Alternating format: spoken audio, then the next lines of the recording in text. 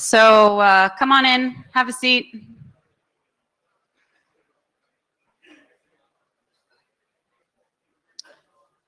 Welcome, everybody, to the IETF 103 Plenary here on our first visit to Bangkok, Thailand. My name is Alyssa Cooper, and I'm the chair of the IETF. I think some of you may have noticed that this hotel, being our first time at this hotel, but they've already figured us out. I saw this morning when I got off the elevator, and I was like, wait, that way? This way? I know some of us could use software basic training a little bit more than others, but the hotel was just trying to direct us all in the right place. We've done a lot of really important work here this week, and it's been a busy week already. It's a little bit strange to have the plenary now on the second to last day instead of the third to last day. Feels like we've accomplished a lot. I wanted to call out in particular a very important discussion that happened the other day about what should be the name of the next version of HTTP. And for those of you who weren't there in the room, I wasn't actually there in the room myself, but I understand that one of the names that was offered was Dave, that the protocol could be called Dave. But it seems that I think this is a Mike Bishop slide that he actually had a particular outcome in mind, which was that it should be called HTTP 3, I'm assuming by the Technicolor 3 that was on his slide. But I understand that it was a contentious debate, and it wasn't really clear until the end what the protocol was actually going to be named.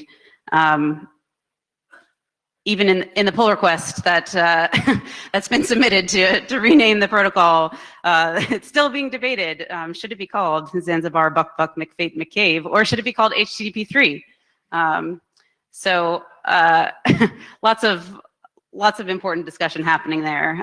In addition to that, though, I understand that there's already interoperable implementations of the current version of HTTP 3 that was mentioned today in the quick working group. So that is a very exciting development of the week.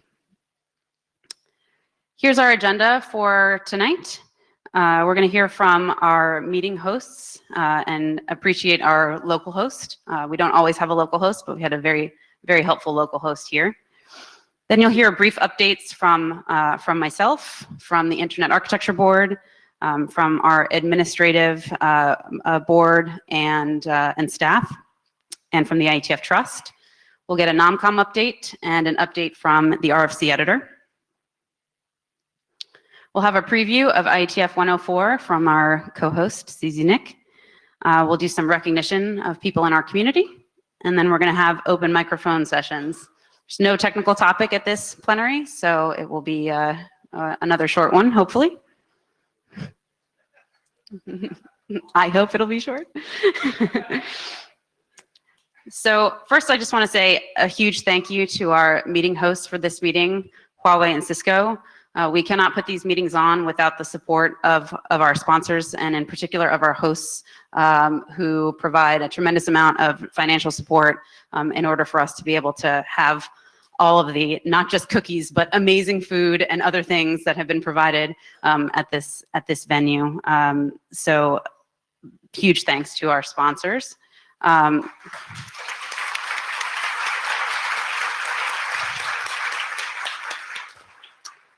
We have a small token of appreciation. So if I could first invite Cullen Jennings from Cisco to come on up.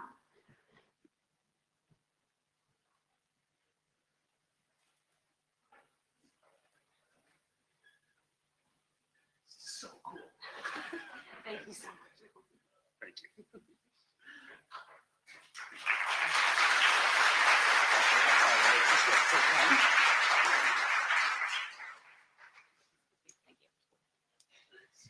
Yeah, you get to keep that. You do get to keep it. It's your very own plaque. Yes. And next, I'd like to invite Ryan Q from Cisco. Come on, from Huawei. Come on up.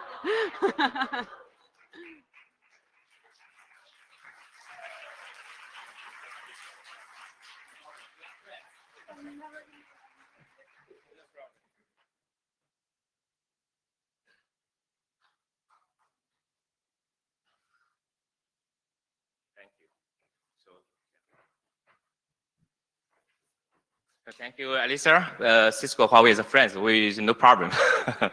So, good afternoon, ladies and gentlemen. Thanks, IETF, give us the opportunity for hosting the first ever Bangkok meeting in Thailand, and also thank our all the friends. Yeah. And also thank you for our friends Cisco, and also the local hosting, the should be Tinic, to co-hosting with this IO3 103 meeting. Okay, so I am Ryan, and I'm the standardization VP of Huawei, and we're responsible for all Huawei IETF activities in Huawei company. Then Huawei has been and will continue to our strong commitment to IETF. We are working with all the talents here to make IETF success. And we are happy to have a meeting here in this very beautiful city and country. We all know Thailand is a Bhutanese country, and we understand Bhutanese country, the mission is making people living better, which is very familiar with our IETF mission, make the internet work better. So we are we hope we are just enjoy all the meetings, discussions, and also the food, the beautiful city here. Thank you, everyone. Thank you.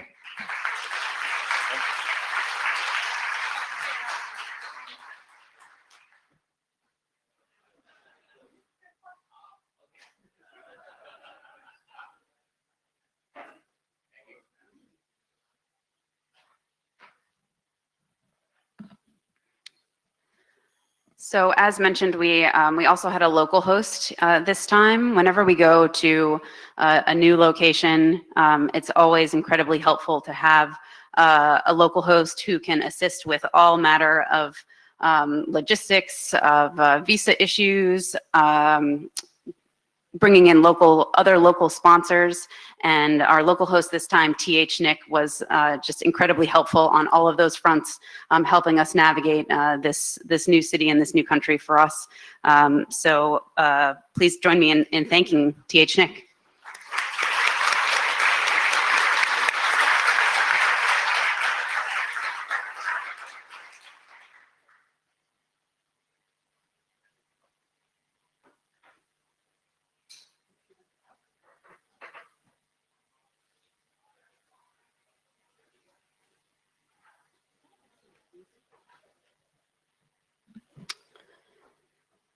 So moving on to the report that I have for everybody. I have a few topics to cover this evening.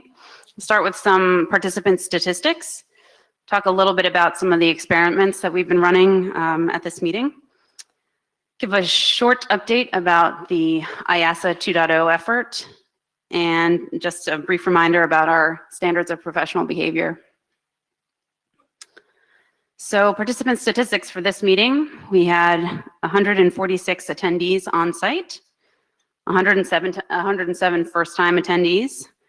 And if you compare back to a year ago when we were in Singapore, we're a little bit down on attendance from that meeting.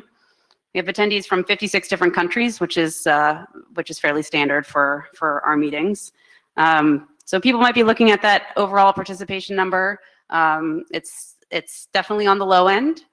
I thought it might be useful to kind of put that into a little bit of context. There's many different theories about why there were fewer people at this meeting than there have been in a very long time. I don't think on the IETF side we have really enough data to be able to explain that. So people can make a lot of guesses, a lot of assumptions, but we're going to be gathering some more data in order to try to figure out what it was about this particular meeting, this particular time of year that caused fewer people to show up than usual. So we'll be sending in our post-meeting survey some specific questions about this, and we'll be targeting that specifically to people who we know have attended in the past but didn't attend this meeting to try and gather some more data to help us understand what happened here at this meeting. But as I said, I thought it might just be interesting to put this in a little bit of context. So this graph shows you the meeting attendance back to IETF 72. And you can see that it fluctuates based on time of year and based on location of meeting, but that this one is indeed quite a bit lower even than the recent past history. You can also see on this graph the first-time attendees total, and that too, in this instance, is a bit down from where it normally is, or even from its normal fluctuation. If you look at attendance by country, I just cherry-picked a few countries and regions so as not to clutter the slide. But if you look at these 5 countries and regions representing the places from which we have the most participants attending the meetings, you can see here too that this very much fluctuates based on meeting location. I didn't actually write the meeting locations on the slide, but you can probably guess the regions for each meeting by looking at the trends in the graph. So typically when we meet in Europe, we have more Europeans. When we meet North America, we have more North Americans. And when we meet in Asia in particular, you can see like the green line. Often when we meet in Japan, we have a huge spike in the number of Japanese attendees. Same thing happened when we met in China. You can see the spike when we met in Korea from South Korean attendees. So that's not a surprising pattern. But you can see at this meeting here that the trend lines for our the Asian countries from which we typically draw the most participants are fairly flat compared to the last several meetings. And the trend lines for both the US and Europe are down, which kind of explains the overall number. People are always asking about the trends in remote participation, so I thought it might be interesting to look at that a little bit as well. So the top graph just shows you the total number of remote participants. This does not include IETF 103 because we actually don't have the full data yet. We still have a day left of the meeting and people kind of register and attend throughout the week. So we didn't want to give incomplete data there. But you can see that this is, fluctuating between about 400 and 700 remote participants, the bulk of whom attend 1 or 2 working groups usually. At the bottom of the slide, you can see some statistics about the nature of remote participation, the number of times that people get into the mic queue, the number of remote presentations given, and the number of remote presenters. So, if you look at those as compared to the total number of people who are attending, it's actually quite a good ratio. So we have active participation from our remote folks. Also wanted to look at trends from the hackathon. So we don't have data going back quite as far on the hackathon that we really trust, but we can look at the data throughout this year. And we see that the trend line on the hackathon is going upwards. And I think in particular, given the fact that attendance in the meeting was down this time, the fact that we still had record attendance at the hackathon is certainly notable. So that continues to go up and up, and we continue to get larger and larger rooms to accommodate all the people who want to come and hack on the weekend before the meeting. In addition to the 250 overall and the 32 remote, we had 28 different projects that were being worked on last weekend at the hackathon. We also had the hack demo happy hour where folks got to present their projects and expose them more widely in the community on Monday night. Definitely would appreciate feedback from people to understand if that's an helpful, interesting event. There's other ways that we can change or improve the hackathon. I would be happy to understand that. Also, you can speak to Charles Eckel, who's been coordinating those hackathons for us. And the next IETF hackathon will be in Prague just prior to IETF 104. So onto our experiments. At this meeting, we're running an experiment where we do not have working group sessions meeting on Friday. So we have approximately the same number of sessions that we normally do. We just shortened some of the slots so that we could accommodate the same number of groups in a shorter number of days. We also provided for meeting space to be available all day on Friday for people to have ad hoc meetings, do further, more intensive collaboration. We have 4 side meetings scheduled on Friday. So the idea of this was to introduce more time into the week where people could have that kind of ad hoc collaboration, and also to allow people who were coming in or who are getting accustomed to coming in for the hackathon to not have it extend over multiple weekends necessarily. We've received a lot of feedback, even before this meeting started, about the fact that Friday is not an ideal day for ad hoc collaboration, and maybe we should have partial days where we do this instead of a whole day, that the pressure that this has put on scheduling conflicts, interaction with other co-located meetings. So in this case, we have the IEEE 802 meeting, which is happening next week. So freeing up that Friday didn't necessarily help people who were going to be attending both meetings.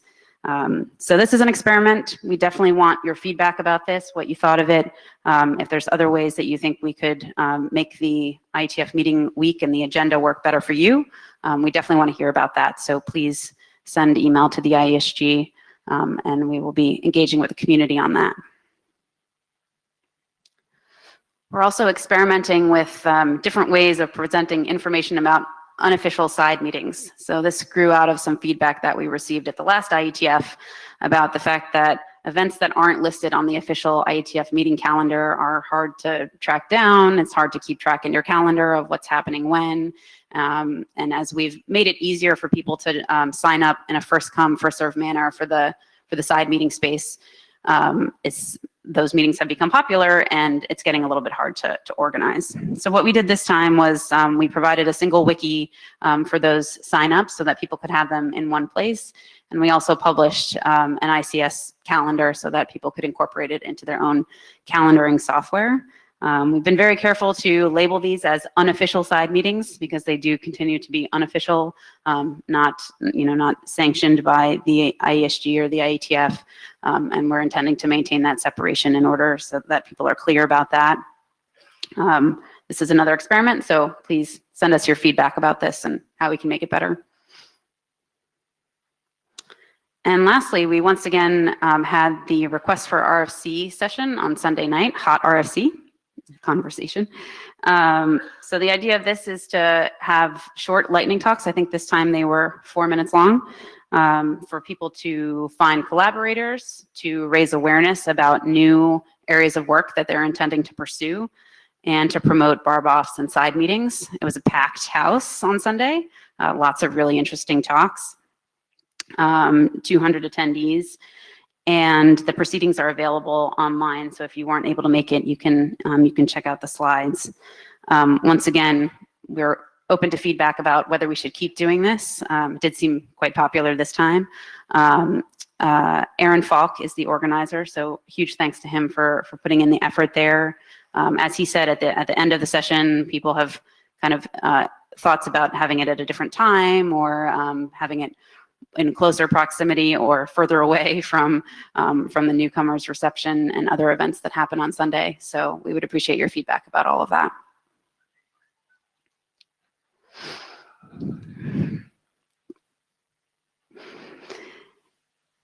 Next, we have an update on the IETF Administrative Support Activity 2.0. So for those who have not been following along, this is the effort to refactor the IETF's administrative structure. In August, we created something called the IETF Administration LLC, which is what is called a disregarded entity of ISOC. It's its own legal entity that is now housing the administration and fundraising for the IETF. We have a working group called IASA 2, which is developing and documenting all of the changes to our process documents that we need in order to essentially effectuate this transition from our previous administrative structure to the new structure. As you can see, this working group has a very long document queue. Our previous structure, we had the IEOC, and so we have a lot of documents where we need to replace the text about the IEOC with text about the LLC. So many of these documents have small or minimal changes, but some of them have big changes because the IEOC and the previous structure were very much embedded in some of our processes. So you can follow along that working group if this is of interest to you. It's going to be churning out a lot of process document updates, hopefully in the next months. And Finally, just a quick reminder about our standards of professional behavior. The IETF strives to maintain an environment in which everybody feels welcome and in which everybody is treated with dignity and respect. And we have that documented in RFC 7154. We have a series of guidelines and policies for cases where you need guidance, where you need to know what to do, need to understand what our policies are. And that includes policies around anti-harassment and our meeting photography policy, which was established earlier this year to allow people an opt-out for having their photo taken. You can reach the Ombuds team, our crew of 3 who will field complaints and concerns from people about behavior at the meeting. Their address is on the slide. And that's it from me. There's a lot more online. We publish a report in advance of every IETF meeting, so you can see that in the data tracker. It covers a few other topics. We had one appeal over the summer, and we sent a response to that appeal, and you can read about it there, find the links. And there's also lots of reports from all of our other parts of the organization, IAB, IEOC, RFC Editor, Secretariat, IANA, NOC, and a report about the hackathon.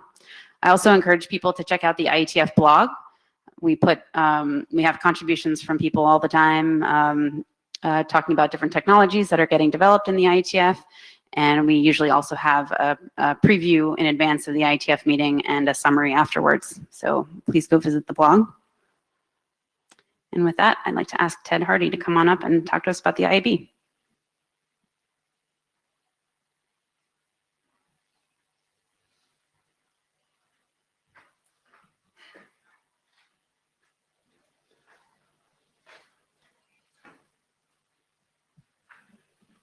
Howdy. So this is the IEB report for IETF 103. Some recent activity. There was a request at the last IETF that the IEB make its agendas public and that it make the meetings open to observers. Those are both now our current practice. The first link, if you've downloaded this, is to the agendas, and the second is to a subscribable calendar, which will enable you to keep track of when they are and how to dial in. We've also had a couple of RFCs published. RFC 8477 was a report from the IATSE workshop, which is the IoT Semantic Interoperability workshop, and RFC 8462, the report from the MARNU workshop, which was the Managing Radio Networks in Encrypted World. Both of those are very, very late. So we also sent out a question to the IETF community to see whether you would consider possibly as being a little bit more flexible on what our formats were for that. There's been some discussion on architecture discussed already, but you're welcome to join that discussion if you have opinions. The IAB also sent a comment to the Australian government on a forthcoming piece of legislation, the Australian Assistance and Access Bill. It's a little bit of a complicated issue, so I encourage you to read that comment. We also have made a number of appointments since the last IETF. We've appointed Tim Wazinski to the CCG, which advises the IETF Trust. We reappointed Ole Jacobson to the ICANN NOMCOM, and the RFC Series Oversight Committee has a new group there, headed by Sarah Banks as chair, with Tony Hansen, Adam Roach, Peter St. Andre, Robert Sparks, and Christian Wiedema as the current set of members. As you can tell, we're always looking for volunteers for this and that. The next set of volunteers we're looking for is the ICANN TLG. We're looking for folks to join the IAB's internal plenary planning program. Melinda Shore, who's here, would be a good person to talk to about that. We will also be looking for a new IRTF chair because the current incumbent has let us know that she'll be standing down at the next IETF. It's not issued yet, but we are coming up on the time when the IAB also issues a call for the ISOC Board of Trustees. As you know, the IAB is responsible for selection of 1 or 2 trustees in any particular year. This is a 1 year. We also have 2 workshops in preparation, one called Escape, which is focused on web packaging, and one called SIPE, which is thinking a great deal about consolidation and asymmetry. So we look forward to folks participating in those. You can always send email to the IEB, either to the IEB itself at ieb@idp.org or to the architecture discuss list if you'd like to be part of a larger public conversation. Thanks very much.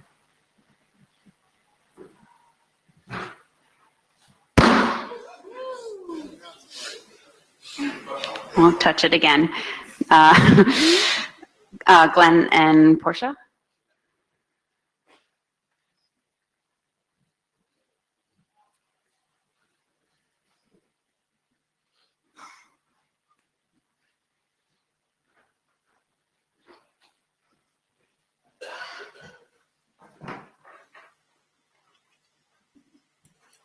Hi, everyone.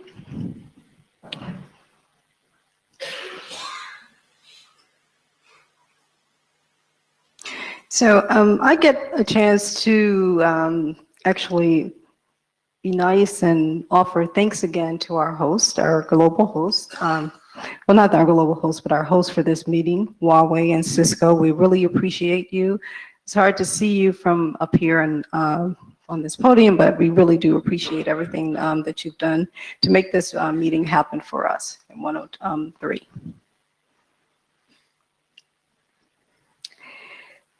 For this meeting, as Alyssa mentioned, it took a lot to get acclimated to Bangkok, and we could not have put this meeting on without the help of THNIC Foundation. They were instrumental in getting our letters of invitation done for us, and also securing local sponsors for us. So it was instrumental in doing that, and we really appreciate everything. In the THNIC Foundation representative that helped us out was Kanchana Sut, and we really appreciate that.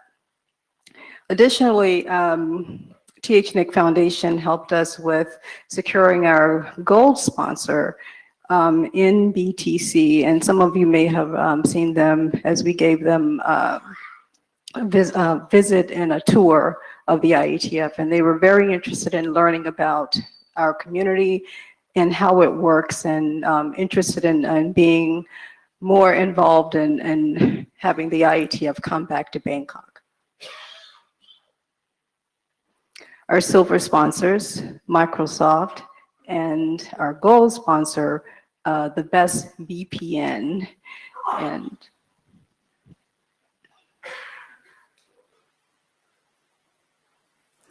of course, our connectivity sponsors, with them, they were able to get our circuits into the Marriott Marquis on time, and BKNEC, NTT Communications, and True.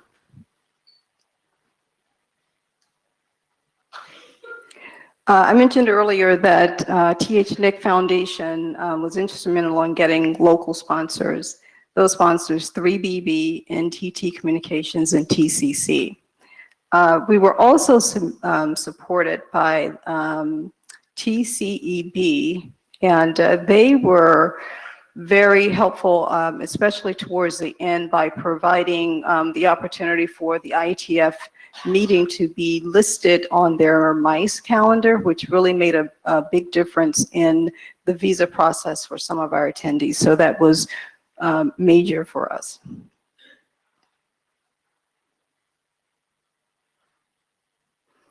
And for a successful hackathon, Cisco, DevNet, and NBC Universal.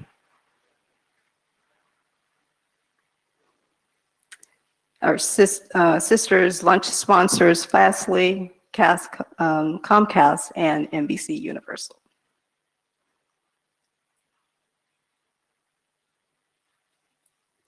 Of course, we have a list of volunteers who give their time in the code sprint. We really appreciate everything that goes into the work for the code sprint by our volunteers.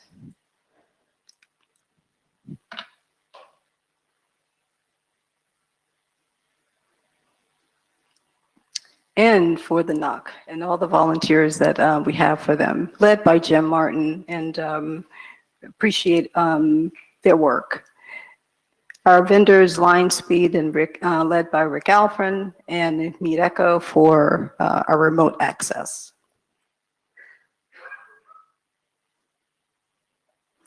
We invite those of you who are interested to please visit tomorrow. The host speaker series will be Challenges of Evolution Towards Autonomous Network. Please stop by if you can.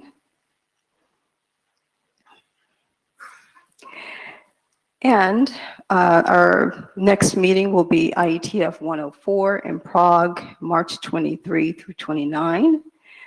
We do have a co-host already lined up, but we are looking for another co-host to share, bringing that meeting to Prague. And you can please visit or get in contact with Ken Boyden, who's in the audience someplace, and he's standing up. Thank you. And our future meeting venues are here. Prague, Montreal 105, 106 will be Singapore, 107 Vancouver, 108 Madrid, and 109 is Asia, 110 Europe, and then 111 we will be in San Francisco. And we are actually very fortunate to have sponsors for at least 4 of those meetings. And again, if you see an opportunity that you're interested in, that your business might be interested, your company, please see Ken Boyden. Thank you. And also, I didn't do it throughout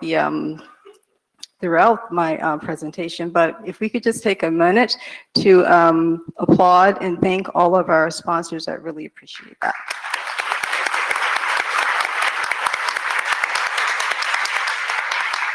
Thank you.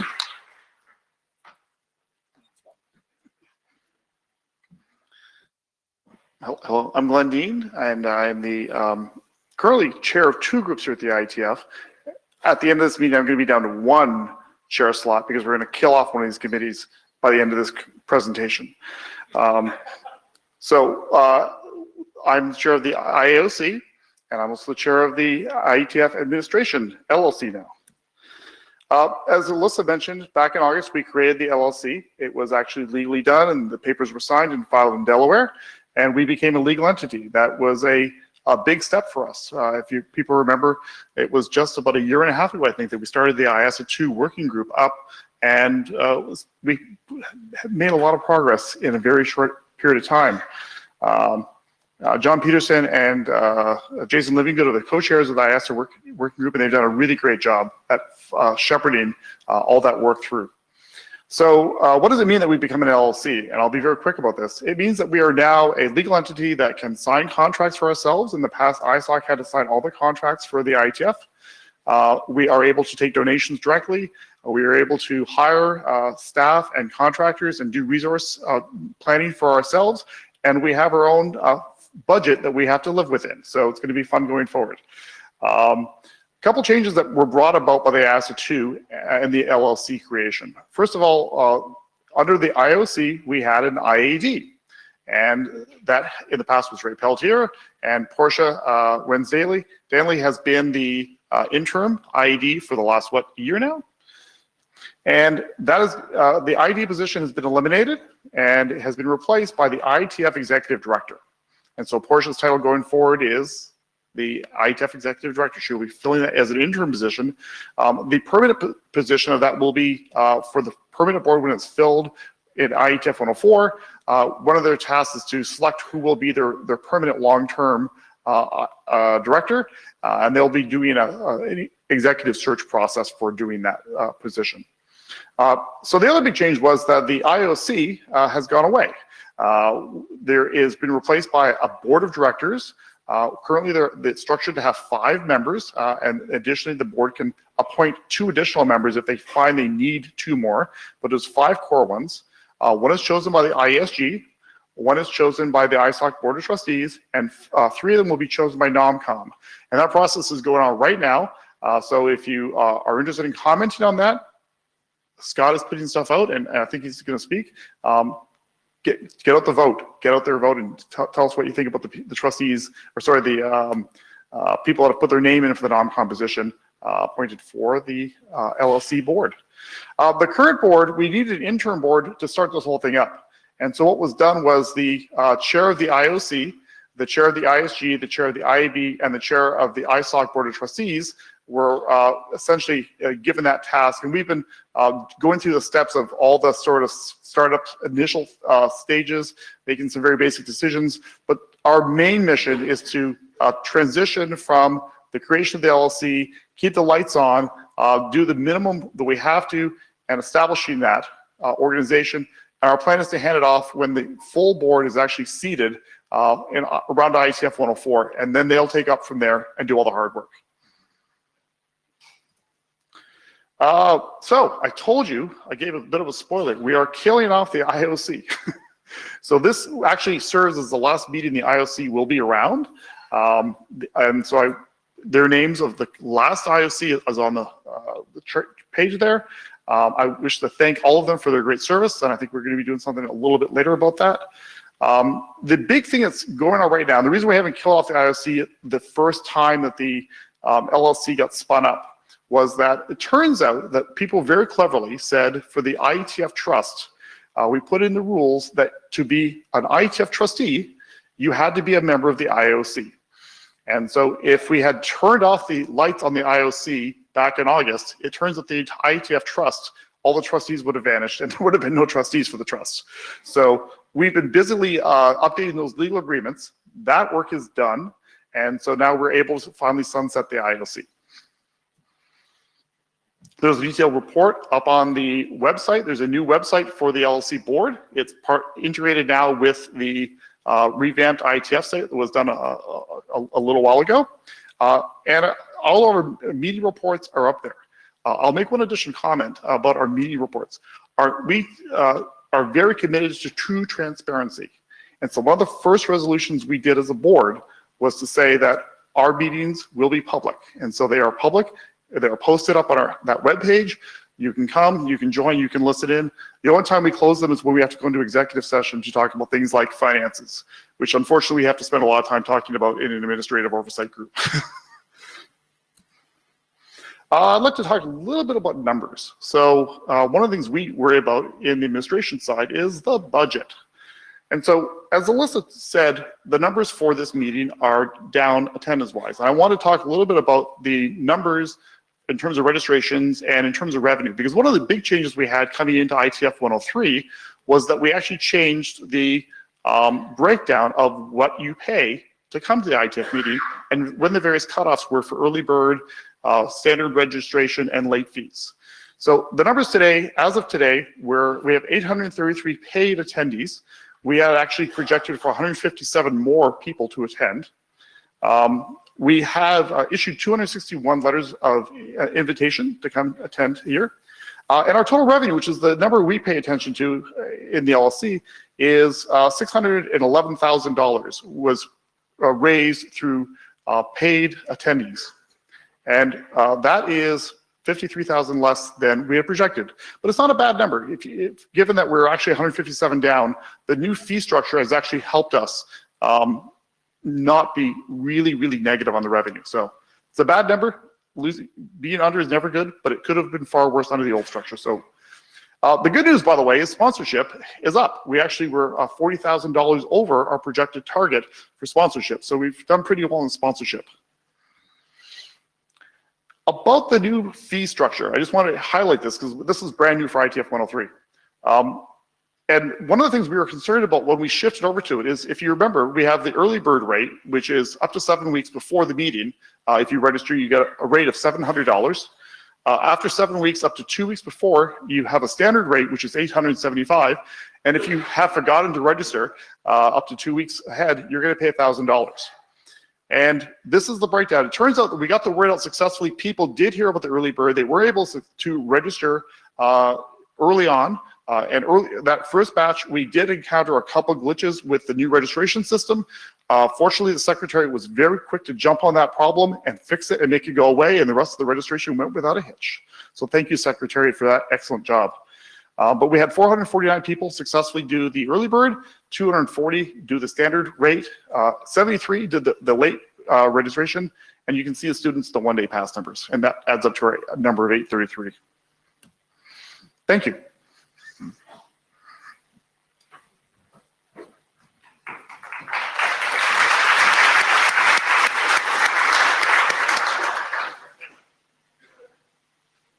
Okay, next we have IETF Trust. Kaveh.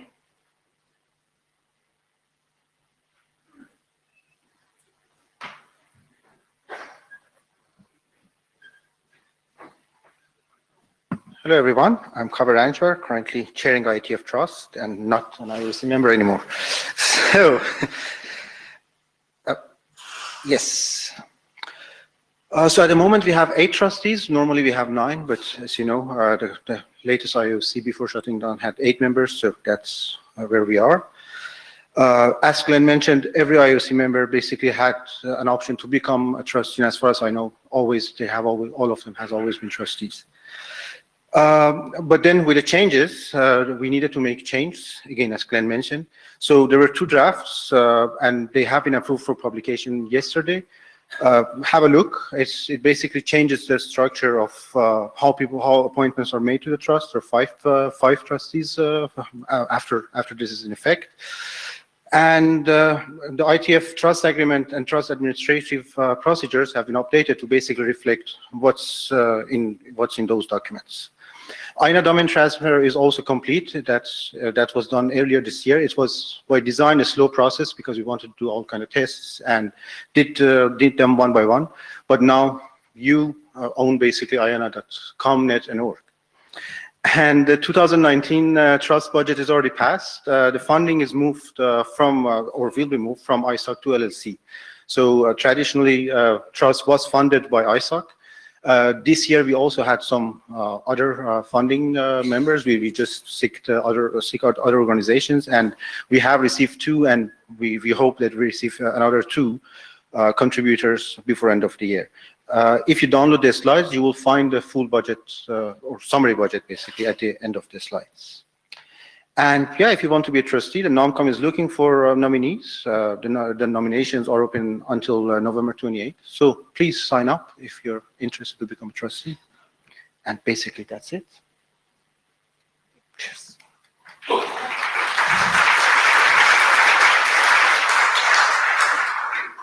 Kaveh didn't say is that being a trustee involves very little work. So if you're up for very little work, then please put your name in for the NOMCOM selection for the trust. Speaking of which, the next update comes from the NOMCOM. Scott.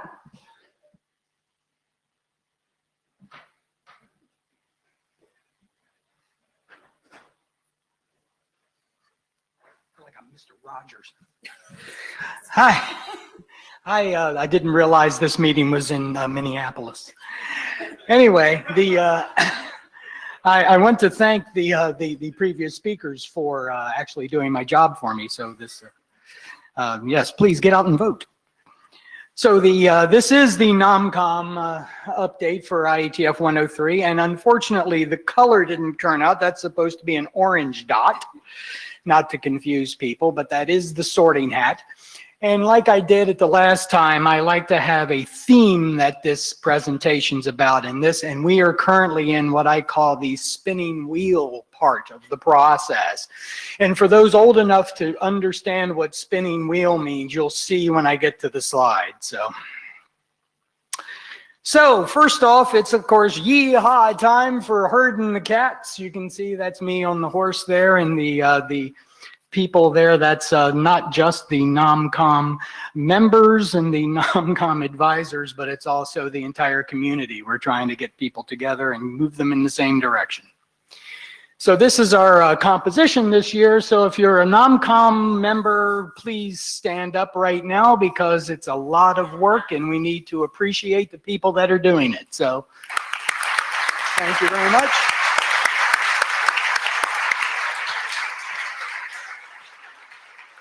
So for those of you who haven't seen the 250,000 announcements I've sent out, I wanted to point out the website.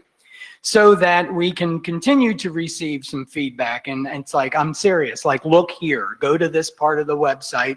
There have been some issues with people sending things to past chairs. I wanted to make sure everybody knows it's 2018. So make sure that's in the address that you're clicking on. And it's a very simple interface. I mean, the tooling that we have to support the NomCom this year is excellent. And so if you want to nominate somebody, we currently still have some nominations that are open. I'll show you what those are on the next slide. And if you want to provide feedback, I'll talk about that. And then if you are really interested in applying for something, there's always a way you can look at the desired experience that we're looking for, and also the questionnaires and the gauntlet that the people that are actually running for these positions have to go through. So we are currently have 3 waves this year. The top wave is the wave that we have for the IETF chair, IESG area directors, and IEB. And I tried to make this color coded and make it very simple to follow, but we do this basically, this is a slimmed down version, but it's basically 5 things that have to happen. We nominate, we gather feedback, we do the interviews, we deliberate, and then we deliver the slate to the confirming body. So where we are with the IETF chair, IESG, and IEB, we have closed nominations. We're currently in the middle of we closed feedback. We didn't close feedback. We're still taking feedback. I'll fix that. Anyway, we're in the process of doing the interviews, and we are deliberating already about all the material that we had. And you'll see when I get to a slide that's coming up just how much material we have to work with. And I want to thank the community for providing it. For the LLC board member, the nominations are now closed. The feedback opens today. Okay, so if you have feedback that you want to provide on the slate of people that have signed up to be LLC board members, then now is the time to start, and you can use that slide that I had a couple ago and click on the right link and go and provide feedback. And the feedback closes in January. We'll start running the interviews sometime late November, early December. And then we'll deliberate, and then we need to deliver the slate to the confirming body by February. And then for the IETF Trust, we just opened nominations for that. We currently have 2. We need more than 2. We're being asked to fill 3 slots, so I would at least like to have 3. So please consider that. Go beat up people. And like they said, it even says in the job description, this is not a lot of work. Okay. And then so we'll open up feedback and go through the rest of the process. So I just wanted to let you know where we are in the process of the various waves. So what do I want you to do? What do I need to happen? My plea, very important. It's so important that I have a slide near the end of this presentation that says almost exactly the same thing. And that is, we need community feedback for IETF chair, IESG, and IEB. It closes on November 16th, which is next Wednesday. Okay, so we need more feedback. Well, we don't need more feedback. Let me put it this, we want more feedback. And we also have office hours. We have 1 more set of office hours tomorrow, if you want to just drop by and say hi. And then we have a cappuccino espresso machine, just we're saying it. And we have a bowl of apples that I don't think anybody's eaten.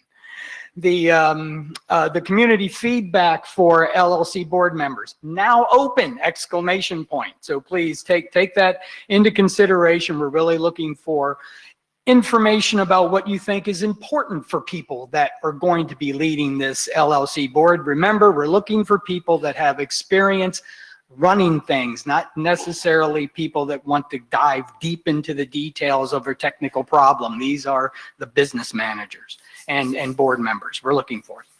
So trust nominations open, more nominations are needed. And this is directed at everybody that signed up to be an LLC board member. Get your questionnaires filled out and put in the system, please. It's hard to deliberate if we have no information on you. Otherwise, we will just make up stuff, and you don't want that. So blood, sweat, and tears. Now we know why it was called Spinning Wheel, right? With the theme of this is getting the work done in the room with and coming up with doing the deliberations for what we need to do. In IETF 102, I talked about the community. Come on, we need to be extraordinary. Look around the room. This is the group that you need to take care of. This is your community. You need to take it seriously and really provide the NOMCOM with people that can do the job, and then comments on who you think are the most qualified people to do the job.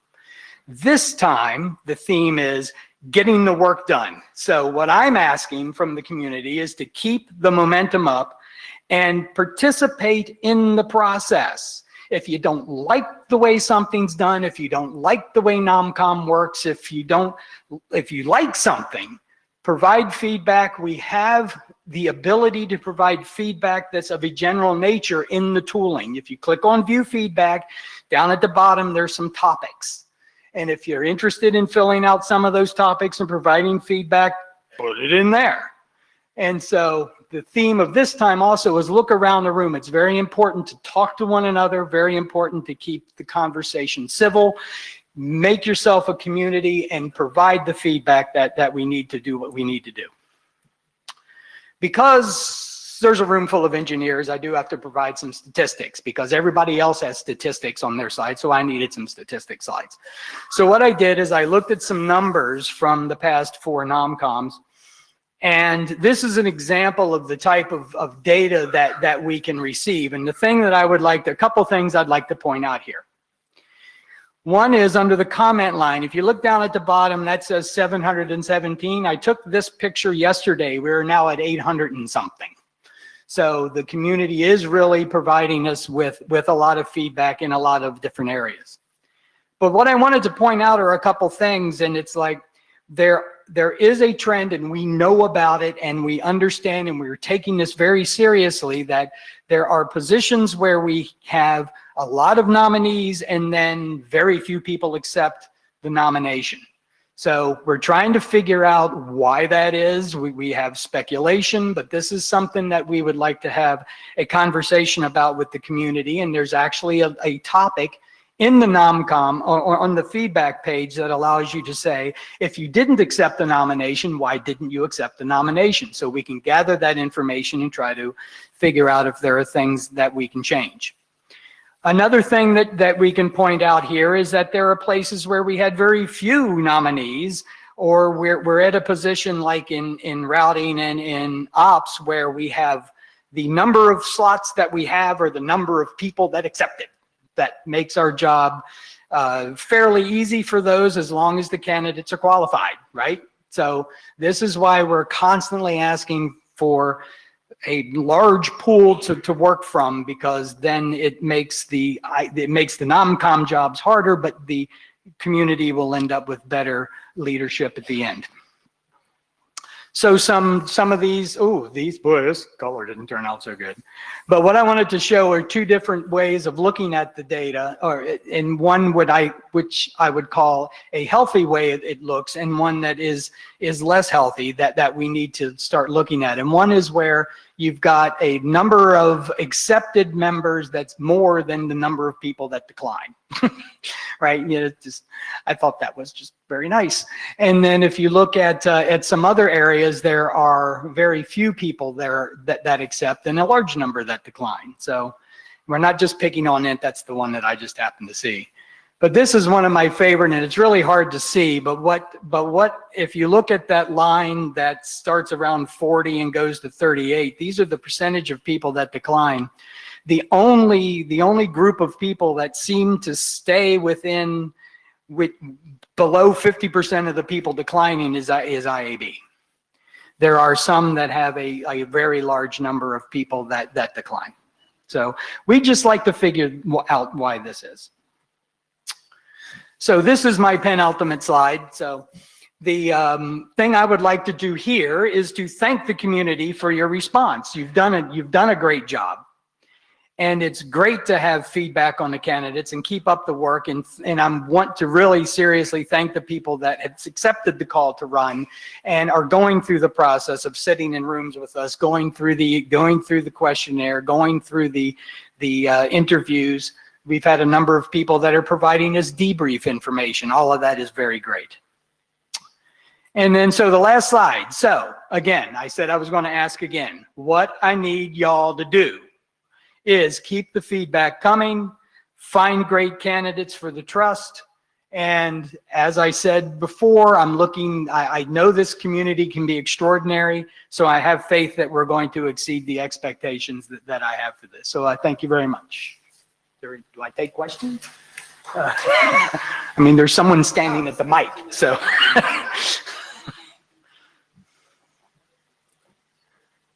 I don't hear you. You can ask a question, but I need to hear it. Technology. Here you go. Well, thank you. So I'm Spencer Dawkins. Thank you, Scott, for an informative report. Did I see that you did not have a red circle around TSV with one? Well, no, I didn't. Again, it said on the slide, it's like, this is just meant to spark a discussion, not necessarily right now.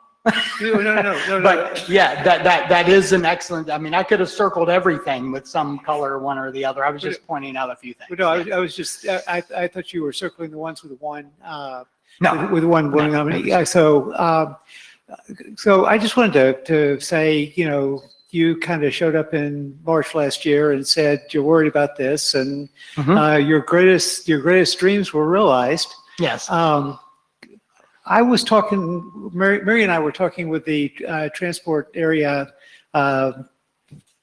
working group chairs and with the review team on Monday night about this, and a couple of data points popped into our minds. And please tell me if I'm getting this right. But we were saying, oh, well, there's these positions with only one person, that's the willing nominee. But routing, there's two positions and two nominees. So having two nominees is not as reassuring as we might have wished. Right. But the larger thing, basically, and this is why I was talking to the working group chairs in transport and to the review team who are senior participants, is that this is not your problem to solve, and it's actually not Alyssa's problem to solve either. This is a community problem, and it is a big problem, and it's not going to, I was on the hook to write updates for the last, for the last 2 years for the NOMCOM process, and they were small updates, and they didn't happen because we were relying on an ISG member to do things, and we all know what that means. So, like I say, thinking we need some more community thought about this and conversation about this in order for us to get to a better place. I asked the transport area working group chairs to think really big, really outside the box. And it wasn't quite at the level of, do you guys need a transport area director at all? But it was, what from that? Because not only do we have one nominee, we have one nominee who served before. Right. So it's like, this is what it looks like this is what it tastes like when you eat seed corn. How many more times do we think this is going to come back? Magnus is a young guy. Lars is also a transport area working group chair who has served with Magnus, and his eyes got very big when I started talking about bringing back past area directors as returning area directors. You've never seen fear like that in a man's eyes in my life. But I mean, it's like, I'm 64 years old. I'm not coming back in 4 years. So I mean, like, this is not a winning plan. So this is a good time for the community to be talking before the next. What do you want to do before the next nominating committee is seated? And let's say, let's make up some number like June or whenever it is. But it's like, I will slip the money to you on the way out the door. I'm really glad that you feel that way, because that's exactly the way I feel too. to prove that you're a good man and that good deeds are rewarded, I'm actually too tired to carry money tonight. Yeah. So please keep it and spend it on the nominating committee Okay. members. So I think, Sean? Yeah, hey Scott, this is Sean Turner. I'll be real quick. It's more of a statement. There's somebody called Shauna Turner that's standing for the LLC board. Yeah, that's not me. Not him. I had 4 people who know me ask me, so just FYI.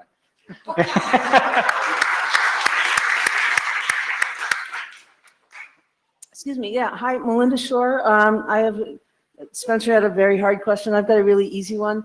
On the IAB nominees, there were 20 accepted nominations and 21 returned questionnaires. Yes, because we've had, we've had some, I had some tooling problems that were my own doing. So it's, that's okay. There's not 21 questionnaires in there. I think there's a questionnaire in there that's in there twice. Ah, okay, thank you. Yeah. Shh.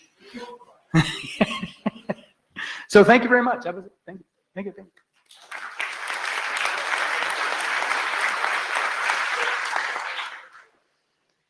So I think that was a great demonstration of if you really want to improve your sense of humor, then get stuck in a room 10 hours a day, no windows, having to interview people and deliberate, and you end up even funnier than you were to begin with. Thank you so much, Scott and the NomCom, for all the work that you're putting into this process. And just briefly in response to what Spencer said, we talked about this a little bit in the IESG the last couple of weeks. And personally, I think we actually need to not put ourselves on the clock for June, but think about kind of take a longer term view of some of the issues that Scott was raising. It's really, really hard to make adjustments between March and June.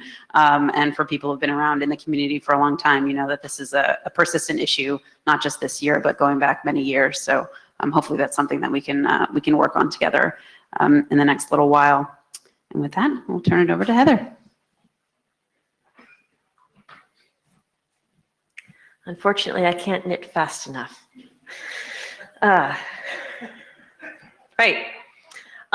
So it's been a while since I've actually been on stage. I have been submitting reports, and I'm sure all of you have been reading them with breathless anticipation for me actually to come up with like real code for the format work.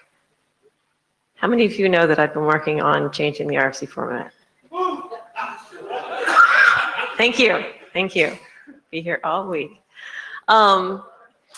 So for those of you that are new to the IETF and or otherwise have perhaps missed the memo, I've been working on changing the RFC format from plain text ASCII only documents to something that's a little bit more flexible and allows a bit of a better representation of what the modern internet is. The underlying format is XML. That's pretty darn common in the publishing world as it transforms reasonably well into a variety of formats. The formats that we are going to be working on are text, PDF-A3 is the archival target, and HTML with an actual proper CSS and all that other good stuff. SVG line art in black and white. No, there will not be color. If you really want to know why there's not color, I point to some of the slides that we've had today where people say, wait, those colors don't, huh? Yeah, color is really hard. We're also looking to allow non-ASCII characters. All of the specifications were drafted and published a couple years ago. I think it's like RFC 7991 through 7998 or something like that. And there's an FAQ, which I periodically update if you're curious about some of the underlying thoughts that went into all of this work.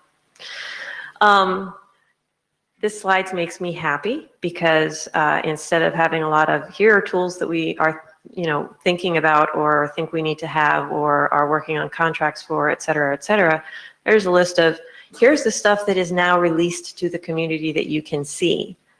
It's not production yet. No, I'm not going to let you post something tomorrow with, publish an RFC with SVG in it yet. But if you want to start playing with the tools and seeing what that looks like, you can start doing that now. For the stuff that's in progress, where it says prep tool, think IDNITs. IDNITs and the last publication formatter to get the PDF done. HTML was actually added to the XML to RFC v2.12 release last week. You can actually be playing with some of that over on the experimental page for the XML tools page for XML to RFC. What does that look like? I'm not doing a live demo because you all can run code yourself. But to give you a quick glimpse as to what we're talking about, what is it really going to look like? This is a screenshot from my screen using my browser at the size I normally use it at. So you can see a table of contents on one side. You see content, you see it actually laid out in something that's perhaps a little bit more in the way of attractive. However, if I squish my screen down, you see, things that the internet figured out how to do 15 years ago, where the table of content disappears and becomes a menu that you can work with. There is JavaScript. JavaScript is not required to read the documents, but it is there for people who have not turned on NoScript and want to use some of the features of the web. That's sort of the biggest news that I have with regards to the format work. If you were in the working group chair's lunch, you got to see a little bit more in the way of gory details in terms of transition plans. If folks here in the audience who weren't there are curious, what we're looking at is 6 to 9 months before we're actually going into production on this. What else did we do on our summer vacation? We did participate in the first half of an experiment on, well, what does GitHub look like from a copy editor's perspective? It was a bit time consuming, just a bit. But the document was published. This was RFC 8446 TLS 13. We have not started the second half of the experiment. I mean, for something like this, you can't do it one time and then make firm decisions as to, oh, well, that we did it one time, therefore this is how it's always going to be. So we do want to do this again with another document that perhaps is not as long or challenging. And we're working with the ISG to identify the correct next target. The Jessup draft was there as a contender. We're still talking about that. There's a couple other drafts that may work a little bit better. So if you're curious as to what was the process that we followed, there's a link here and you can go on my wiki and you can see what that looks like. We'll publish a final report once we get the second document done. And the last thing I have is, so in case folks are curious, my contract as RSC and the RPC/publisher contracts have been with the Internet Society, as all these related contracts are. And the assignment for these as well is looking to go to the IETF LLC. So that's something that's in progress now. And I'll be up with the IAB for open mic if you have questions.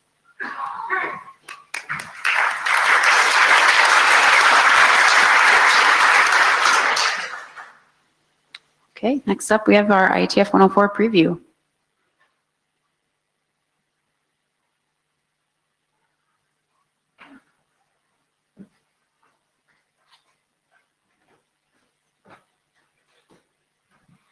Hi everyone, I am Láďa Lhotka and it's my pleasure to be able to present on behalf of CZ or CZNIC, anyway, to present Prague as the location for the next meeting, IETF 104. In fact, Prague has become the single most frequent location during the last decade or so. So I believe many of you, perhaps most of you, have already attended at least one meeting in Prague. I wonder how many, just raise your hands. Good. I could probably stop here.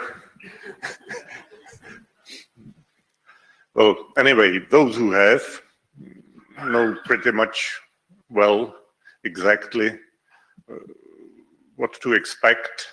The venue will be the same as before, the Hilton Hotel, quite close to the historical center, and with a number of restaurants and pubs around.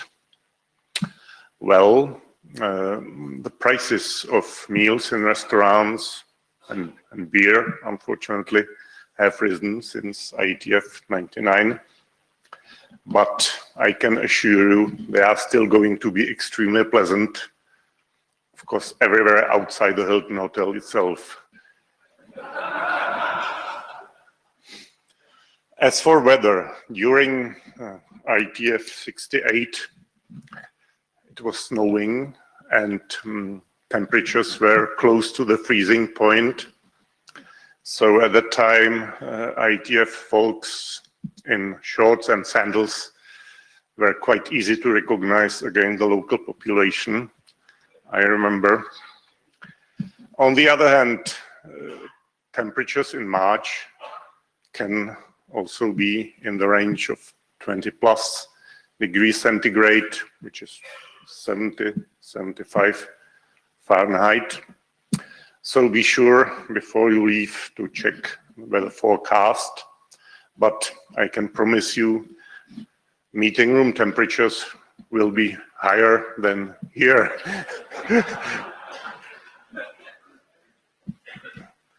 Well,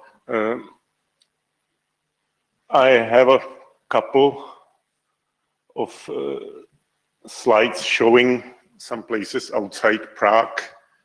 So take it as a tip for trips if you want to spend some days before or after the meeting. First is this nice castle is Karlstein that was built by the Emperor Charles IV in 14th century. And it also served for storing the imperial insignia long ago.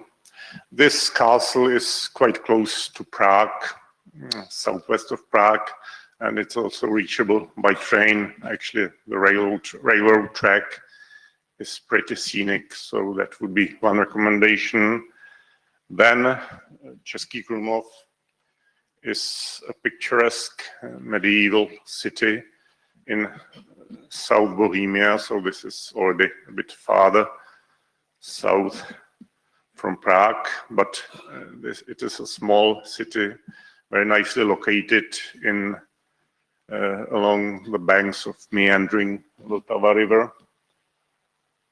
And this town used to be the property of the Rosenberg family, who was opposed to the king most of the time. And they also wanted to show their property by building houses and castles that are even bigger than what the king did. They didn't quite succeed in this, at least not in Český Krumlov, because the Český Krumlov castle is only the second largest in the Czech Republic after the Prague castle, unfortunately. So nowadays Český Krumlov sort of suffers from excessive tourism, but still I believe it's worth visiting, although it's, as I said, it's a bit farther. And the third relatively small city is Kutná Hora, that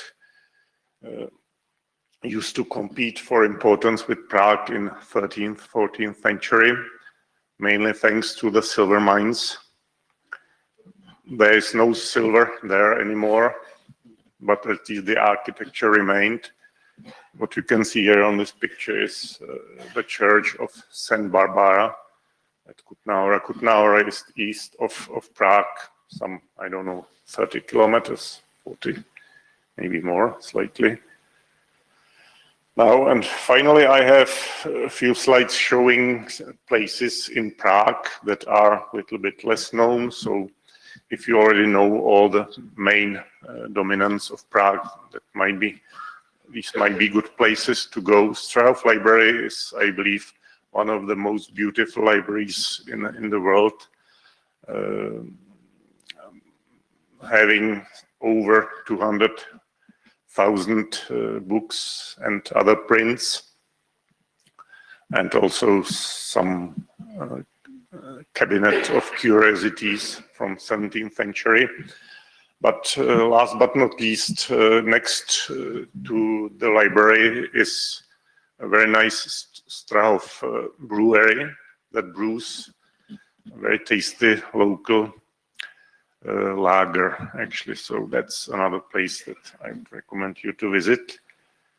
Then, as you probably know, Cubism was started by Pablo Picasso and Georges Braque in Paris.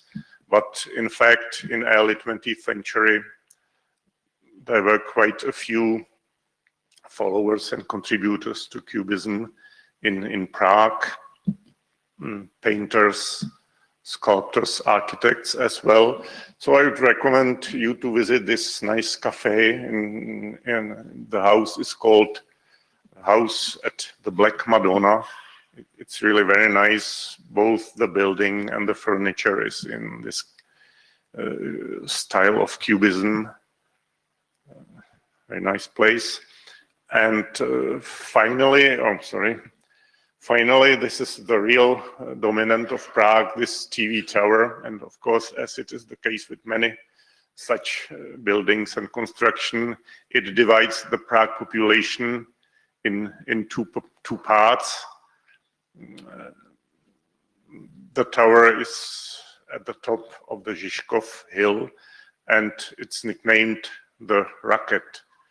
So I believe the haters of this TV tower would love if the tower really flew away and never come back. But anyway, at the elevation of some 93 meters, you can find an observation deck with a beautiful view of the entire Prague and also a restaurant and so on. So that's my third tip for Prague. And that's all from me. Thank you very much for your attention.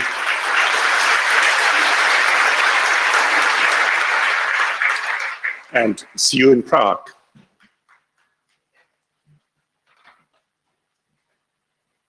Thank you. We're going to move on to the recognition portion. Glendine, that means you.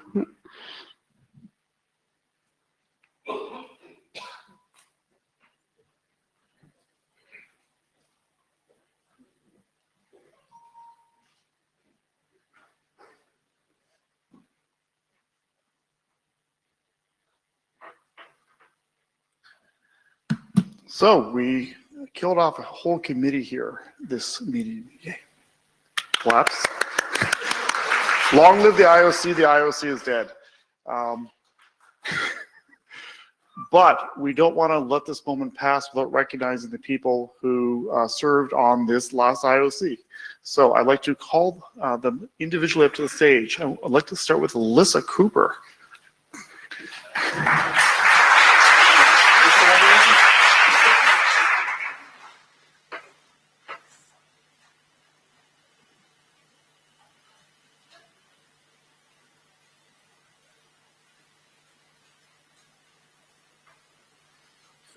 And what's particularly fun about this is it's signed by Alyssa and Glenn. Okay, could Ted Hardy please come up?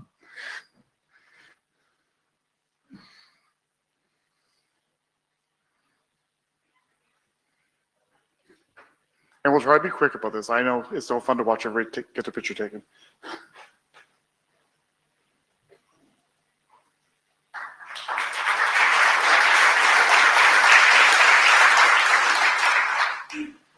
Kaveh, could you come to the stage, please?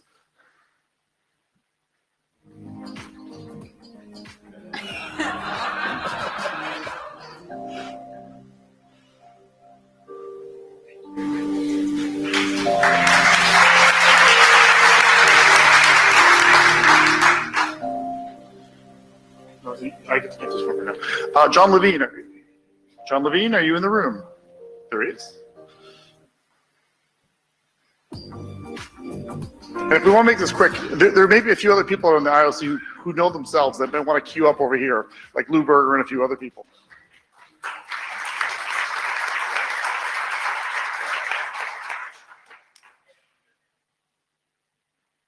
Speaking of Lou Berger, get on up here.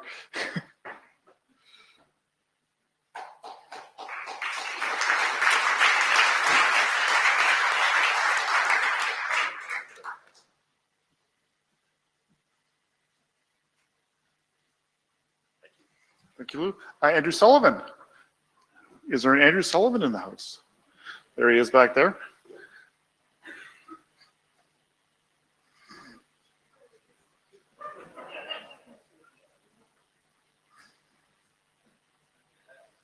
For those of you who don't know Andrew, this is Andrew. I don't know if you've met or have ever heard of the guy. He's the guy that took the cool job and made me the chair.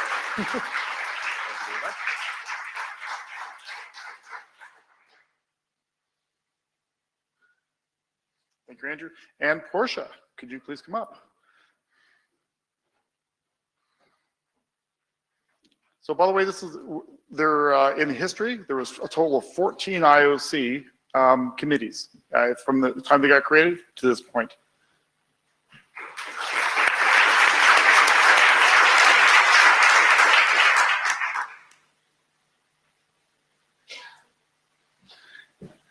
Thank you. We're done with the photo portion of the show. All right. Are we have more photos taken? Well, there's one more member of the IOC, Glenn. So we need to say thank you to you for being on the IOC.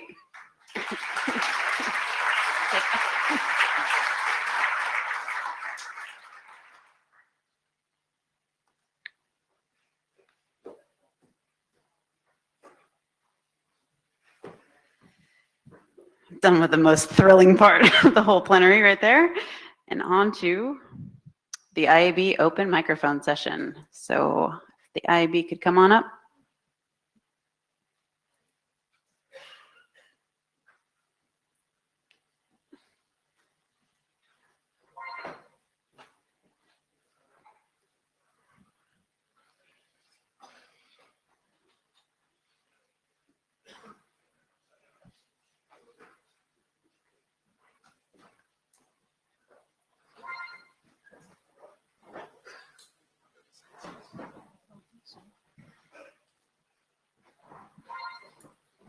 All right.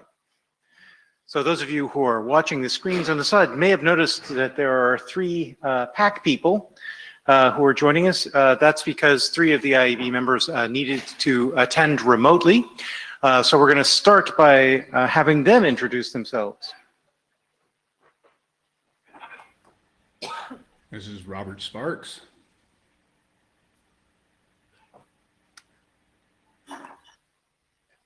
Brian Trammell, IAB.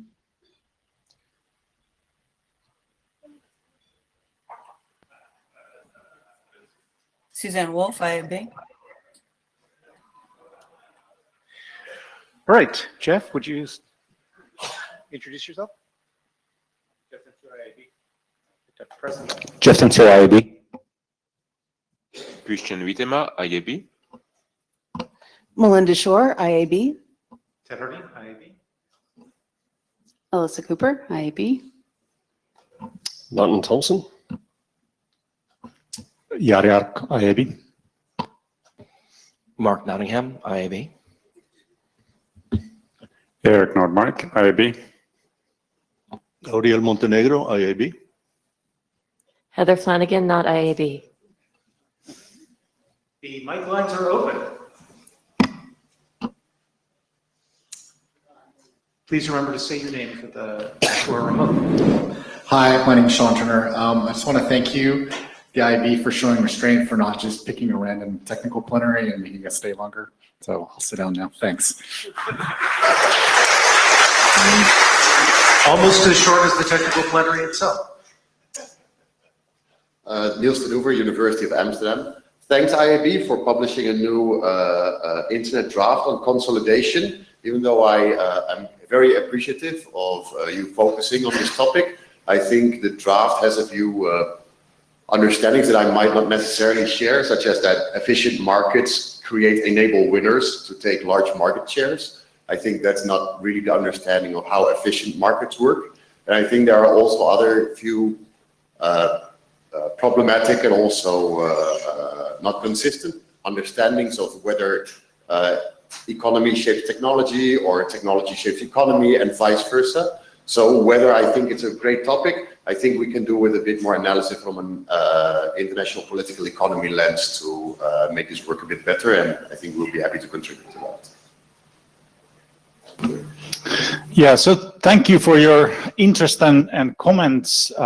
So we've published the draft. I think it's actually a personal draft at the moment, but we are looking forward to progressing it. And part of the progressing is inviting other people to join the work, such as perhaps yourself. So we're soliciting for additional material and comments on this draft. There's been a discussion on the architecture discuss list. I welcome people to join that if you're interested in these sort of trends going on in the internet and discussing them. We are indeed also interested in getting more co-authors or text contributions for that document, and also in other ways interested in pursuing this topic. So one of the things that we've discussed but not put in the document too much yet is that there is a need to be able to measure how the internet is doing, for instance, in this centralization or consolidation trend, and any researchers who would be willing to look at various measurements on this space would be really welcome. So happy to take your feedback, and we can talk offline with the details. Thank you. Hi there, my name is Andrew Sullivan. So despite what Sean said about not picking a random topic and making everybody sit here longer, one of the things that I was liked about the plenary was when we had a successful technical topic, we had one that was, sort of large scale and allowed us to have this sort of cross-pollination of some of the ideas. Now that I have a job where I don't get to know anything anymore, I wonder whether there's some plan to revive the technical topic program so that you have the input queue that would allow that kind of success. Thanks. Yes. Whoops. Okay. Yeah. Geez. Okay. We are soliciting members for the technical plenary program. And we are planning on having a technical plenary in Prague. So yeah, we've just had some problems pulling stuff together that we feel is of the quality that's needed for this audience and this circumstance. The other comment I'll make is that we're also kind of considering starting to have technical meetings during the week, which are intended for smaller audiences than the whole of the IETF. One of the difficulties in finding good plenary topics is that there are some technical and quite meaty technical topics that fit only really at one or two layers of the Internet protocol development space, and therefore are not very interesting to folks who are not working in that space. And identifying those topics and having somewhat smaller meetings around them is something that we're also considering within the plenary planning program. Hi, Aaron Falk. So I have been concerned about the drop-off in BOFs and new work in the IETF. And I'm asking you about this because the IAB, I think, sort of has this role of BOF shepherds. And so I'm thinking that maybe you guys are, get some contact with people who might be thinking of bringing work here and maybe need some help. And I'm wondering if maybe there's a way, or maybe there already exists a way, where that information could be shared with the broader community, that there are people who are kind of interested in bringing stuff here, might need some help to, I'm sort of thinking this with the hot RC hat on. It's like maybe there's a way to try to broaden the pool of helpers beyond just the IAB and get some conversations going, and maybe making some of that information public would be helpful. And I realize this is as much a question for the ISG as it is for the IAB, but you guys are up there, so I'm asking you. Well, I think maybe we'll ask Alyssa to take a whack at it then, since she's So I think it's an interesting idea. The way the BOF Shepherd process actually typically works right now is that usually the IESG requests a BOF Shepherd from the IAB, so it's not the other way around. But obviously, anybody is welcome to propose new work, and if the IAB hears of new work happening first, then if they need some coordination with the ISG, we can do it, right? In terms of just the pipeline of new ideas, that as well is we've in the ISG have tried to make it more of an open process and tried to get the ideas in earlier. So this is something we asked for in the last round, and we actually changed the important meeting dates to try to hear about ideas sooner so that we could provide more help in terms of having successful BOF proposals and successful BOFs. I think the other thing, though, is that we have changed our way of working a little bit so that you don't need to have a BOF in order to have a working group chartered. And that's something that we're doing more and more, and that actually shortens the cycle and allows things to get started more quickly. So I think I would, at least my personal view is, would look at this more on a case-by-case basis. Like, are there these specific technologies where, you see them or you think other people are seeing them, like we're missing the boat and you would have thought they would have come to the IETF and they're not, as opposed to just looking at the gross numbers, because I think it's hard to compare over time because we've changed the way that we work. Did changing the dates have any effect? I don't think so. I think we got like one signal of a proposal that came in early, which would have perhaps come in at the same time if we even hadn't changed the dates. But as with anything in the IETF, you can't just try it once. You have to try it like at least 3 cycles to figure out if it has any effect. So I think we'll probably try it again and see. So on this topic, Please say your name. Leif Johansson. Maybe it's time to relax the 2 BOF rule. I mean, clearly we don't have the same scaling issues we used to have in the 90s where there were 2,000 people in the same room, right? And some groups may just need a few more iterations to get things right. So I think that's definitely a topic for the ISG, and for those of them who are in the room, I think they probably don't need you up at the mic again. But Spencer Dawkins, coincidentally on the ISG. I wanted to, actually got up to thank you all for thinking about ways to do mini plenary stuff during the week, and just mention I wasn't here, wasn't in Montreal for the IETF 102 when the IRTF had the applied networking research workshop meeting during the IETF week instead of the weekend before, as it had been done in previous years. And I think that really helped to kind of cross-fertilize a lot of stuff. I think doing what you're talking about doing with smaller mini plenaries during the meeting week, that you'd be able to do more targeted things and stuff like that. That seems really, really positive. Because I was already standing here to say that, just responding to Aaron's thing, and please feel free to remember that we had this conversation when the ISG gets up there. But I was also freaked out about the number of BOFs that we had. I've convinced myself that when you look at the amount of people coming in for hot RFC, I mean, like, it's like we had a 200-person room, and I'm not sure that we weren't having people bouncing off because they couldn't find a seat. That's what a success looks like as far as I'm concerned. So, like, people are trying to do things. So I'm not worried about people finding their way here to want to do things. One of the other things that Mary and I talked about with our chairs was what we could do to help people who are trying to bring new work into the group. And I say this with love in my heart for the transport area. It seems like we're one of the ones that's been particularly difficult for people to come in, because everything was tried, 15 years ago and failed spectacularly. And it's just really, and nobody knows that because it failed so long ago, so that they keep bringing the same things in over and over again.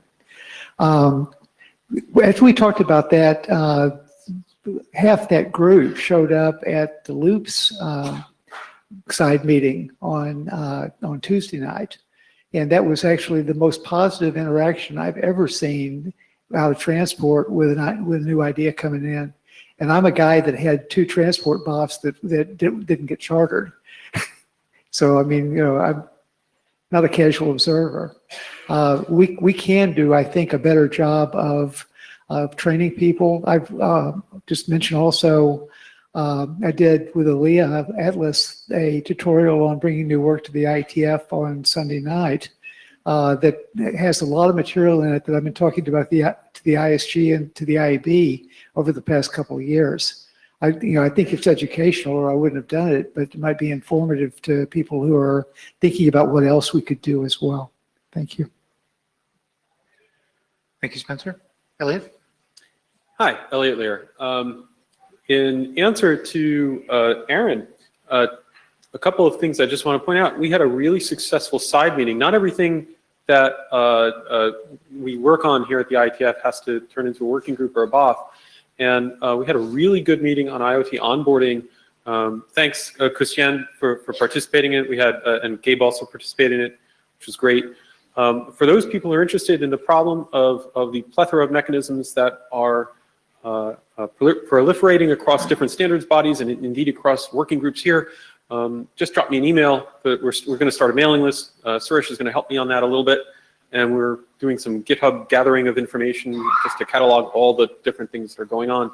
One other comment about the hot RFCs function. That was really successful, but it seems to me that the conflict of events that are going on Sundays is actually a big issue, because I think it's really helpful for you guys and for the IESG to actually show up. Some of you were obviously there, but the conflicts really do press upon your time, and I do realize that that's a big problem. Okay, Lucy? Lucy Lynch. I'm one of the people at the last meeting who asked for more transparency from the IAB, and I just want to say thank you for responding.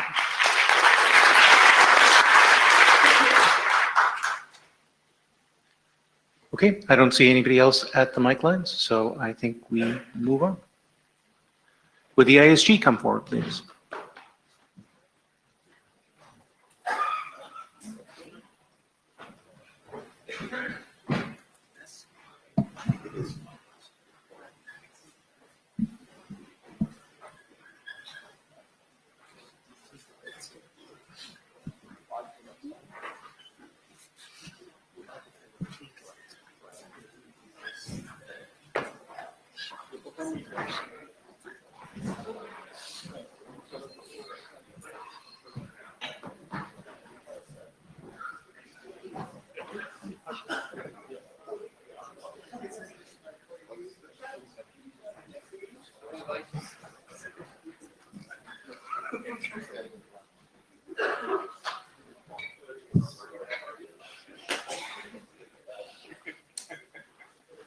Terry, can we start with you?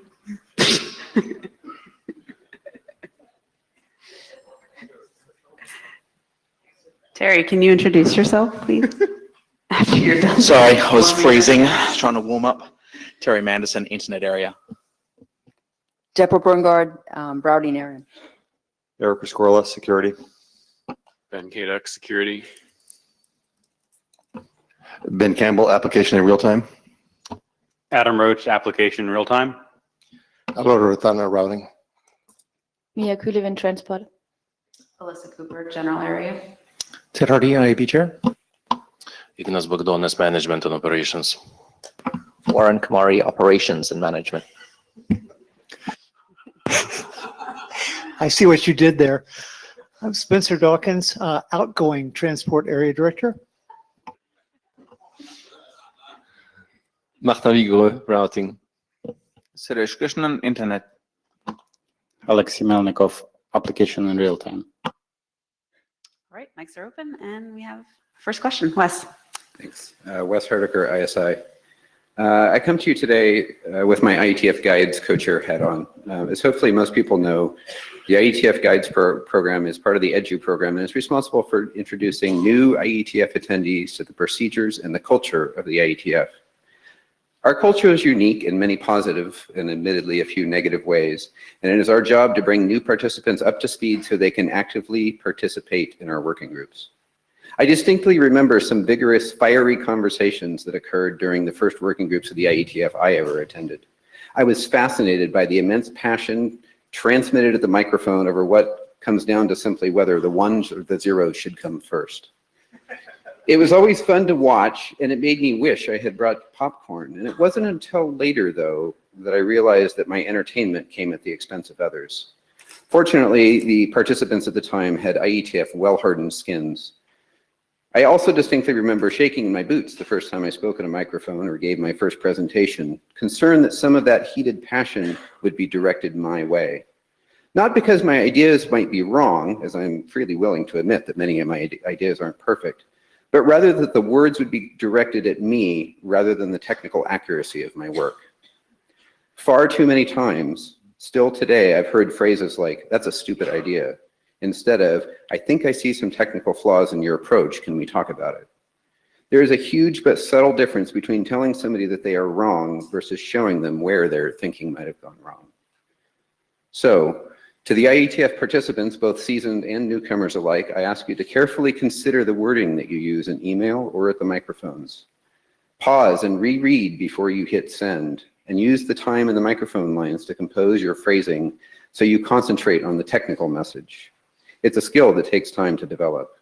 Even when you're speaking to somebody that you know has an IETF-worthy skin thickness, be aware that you're still likely impacting somebody else's eagerness to participate in hearing those words.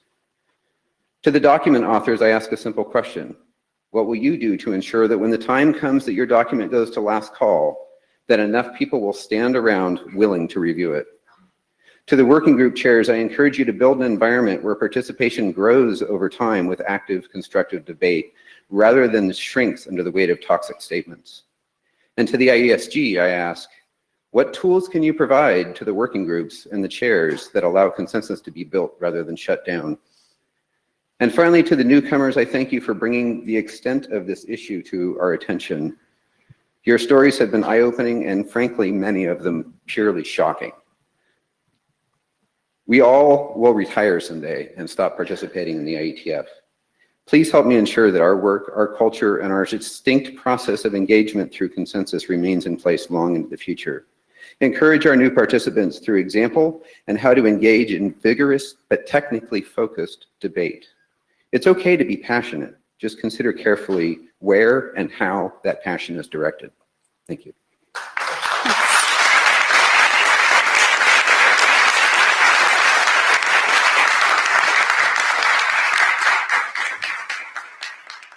Can I ask you something? Of course. For any of the incidents that you noted yourself or that you heard about, did you use any of the kind of escalation mechanisms that we have available? You know, I was thinking about that very question earlier today as I was writing this up, and I realized I think I failed that process as well. And to be perfectly honest, I'm quite sure I've been on the negative attitude side. You know, nobody's perfect. I just ask us all to look at ourselves carefully and see if this is really how we want to behave. But no, I did not. And I do encourage the people that have talked to me to please do bring your stories to the ombudsman or things like that. There's some interesting ones that have happened. Thanks. Yeah, I just asked because I think you asked about tools and you know, the greatest tool that we have is just the culture that we build, right? This place is what we make it. And I think to some extent, one thing that I've noticed is that when you put that hat on, like you did the IETF Guides hat, you think about this through the lens of the newcomer. But I think a lot of times people who have been around here for longer, you get to know each other really well, and you don't think about applying the same standard evenly to everybody, even your good friends who you know, even yourself, right? And so I think the more that we exercise some of those tools, it sets an example for how everybody needs to behave and how everybody should be treated, and that, you know, there's no distinction between whether it's your first day at the IETF or it's your 100th meeting. So. Other people have any responses? Yeah. So yeah, I mean, there's definitely a lot of validity to what you say. I've introduced a bunch of new people and specifically had to warn them, you know, don't mind if you see people shouting at each other at the mic. Chances are they're going to go off and have beers after that. But that's not a reasonable thing to have to warn people about. One thing that I think would be a good way to help sort of mitigate some of this is to simply remind people when they start doing that sort of behavior that it's probably not particularly friendly for newcomers who come along. Just sort of at the end of it, be like, those things you said, I agree with them, but possibly you could have worded it in a way that wasn't quite so confrontational. Like, this is a culture that we build ourselves, and sometimes just pointing things out to people helps. Well, you draw an important point to one thing that I tried to put into my statement, which I rarely read statements, but this was far too important to get wrong. So there is a culture of people that know each other well and are willing to yell at each other, and they have the thick skins, and you'll see them drinking a beer an hour later. And I tell that story a lot of times to newcomers. The problem is that those types of statements prevent newcomers from standing up, worried that that same passion, will be directed at them before they have the skin that they're used to. So be careful that even if you're good friends fighting at the microphone, and you and I, for example, would love fighting at microphones, we're really good at it, but yeah, I'm all wrong most of the time. But the reality is that will prevent newcomers from participating, and that's a real problem. Thank you. Yep. Yep. So I just wanted to thank Wes for serving in the role that he's serving, because I suspect, and please take this as a compliment to the community, our increased awareness of how difficult we are to live with is because we started paying attention to it. It's not because it got worse, but because we started noticing. And I will, so we've been, doing things with newcomers for the past 2 or 3 years. But, now we have someone, who, so, this is a process for everybody. So like the next step in the process was feeding back to us and to the community what you're hearing, which I don't know that I'd heard that a lot from previous IETFs. So I really appreciate that. When I started attending, I'm sure there were people even back then that didn't know what to do with it and kind of went away. And, but like they kind of vanished without a ripple. And, so what you're talking about here is giving us us and the community a better awareness of the way it looks from the other end of the room. And I really appreciate that. Thank you. Yeah, and I need to point out my co-chair, Niels, where are you? Stand up some. I don't do this alone. He is the other person that you are welcome to come talk to about newcomer-related introductions. Thank you. Kathleen? Kathleen Moriarty, this is a little easier, maybe. 5 or 6 years ago, a new AD was added to routing, and when apps and PRI were combined into art, we had 3 ADs. So I'm wondering, how is that working in each of the areas? Is it still necessary? Is there a plan for change, either in other areas or those? So I have no idea, not being, having insight to the discussions, but is this something that was discussed, seeing that there's, 2 openings for routing and only 2 people who I think are doing a great job, just figured it was a good time to raise the question. Yep. Art's going first, it looks like. So we actually had a conversation, the 3 of us, earlier, either today or yesterday, about the fact that the work in art is kind of contracting. I mean, there was this huge wave that came through with the WebRTC work. It was kind of, this is bulge moving through the snake, and we're about to put the last bits of those documents into the RFC editor queue. And there's a good chance that come a year from now, we will probably be looking at going from 3 to 2 in art. So just as a practical matter. Do you want to add anything to that? Yes, so this is Ben. I agree with everything Adam said. We had that conversation, and I think it's highly likely, unless we see a big uptake, that we will at least talk about going to 2. At the same time, I've really enjoyed having 3, from the idea of having 2 people to bounce things off of. I found that very helpful. I mean, one other person to bounce things off of is great, but 2 people is more than twice as good from just the way the group works together. I realize it doesn't scale to have everyone have 3, but I've enjoyed it. Do you want to say something? Yeah, I just want to, basically Ben stole my lines. I think it worked very well for 3 of us. So I'm very pleased. And also the 2 areas merging in general worked very well. So more people participating on both sides of the regional areas. So that's all good. Yeah, in the Browning area, we talked about it because we were thinking about it, and we still have a huge publication queue from each of the groups.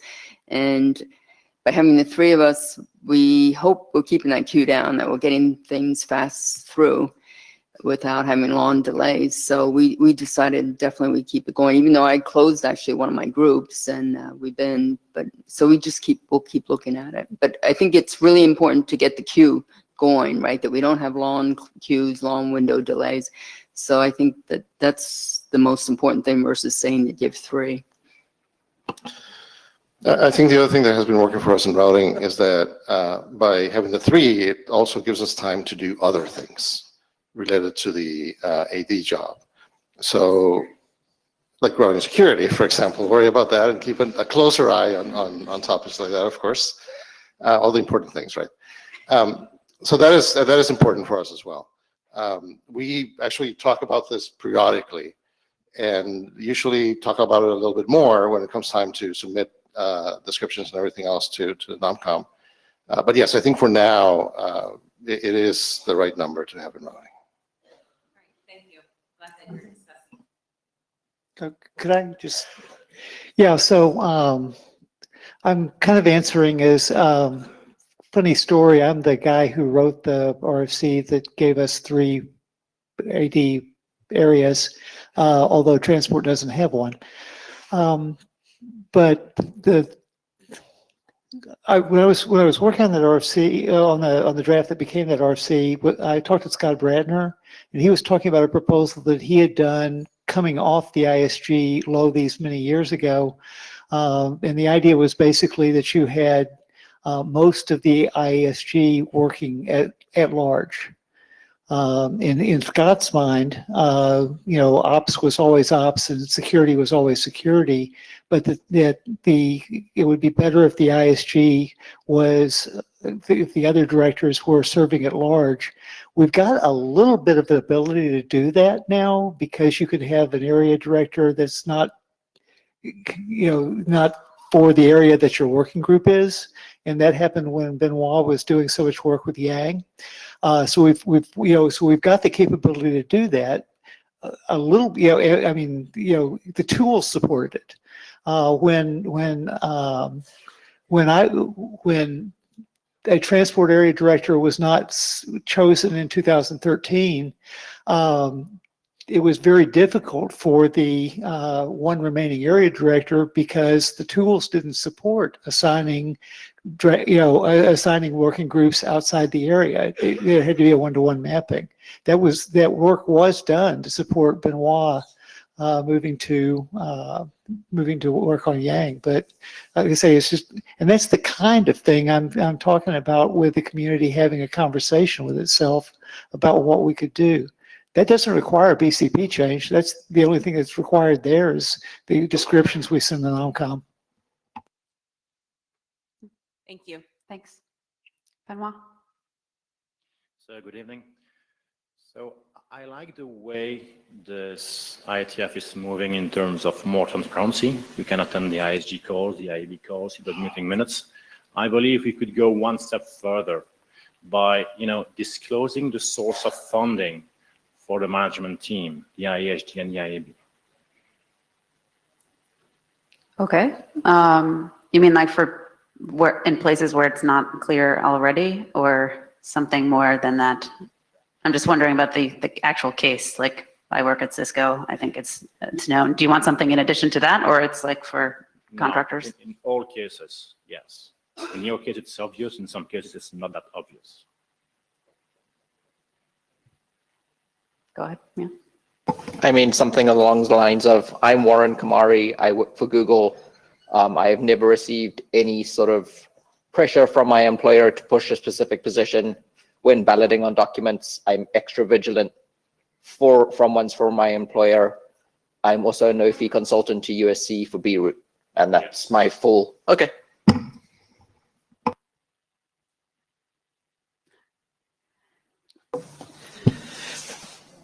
Thank you, Benoit. I think that's a fantastic observation. I'm more than happy to disclose who pays me, when they pay me, happy to disclose when I have a conflict of interest from any other ICANN person doing draft work or doing publications. Great point, thank you. Benoit, we on the ISG description page with our photos, and we have a small write-up which everybody can access. Some people do put there that their funding is via such and such, so we should just make sure that's updated and put something like that there. Go ahead.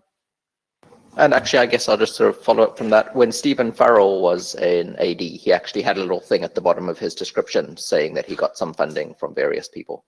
And so, yeah, I think that's a useful thing for the interest of transparency.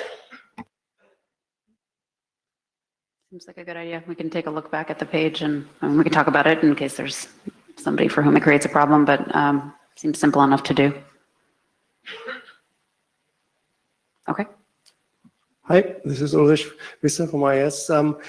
Yes, so through the years here in the plenary, I have often heard that, the surveillance is an attack on the internet and we want to protect users' privacies.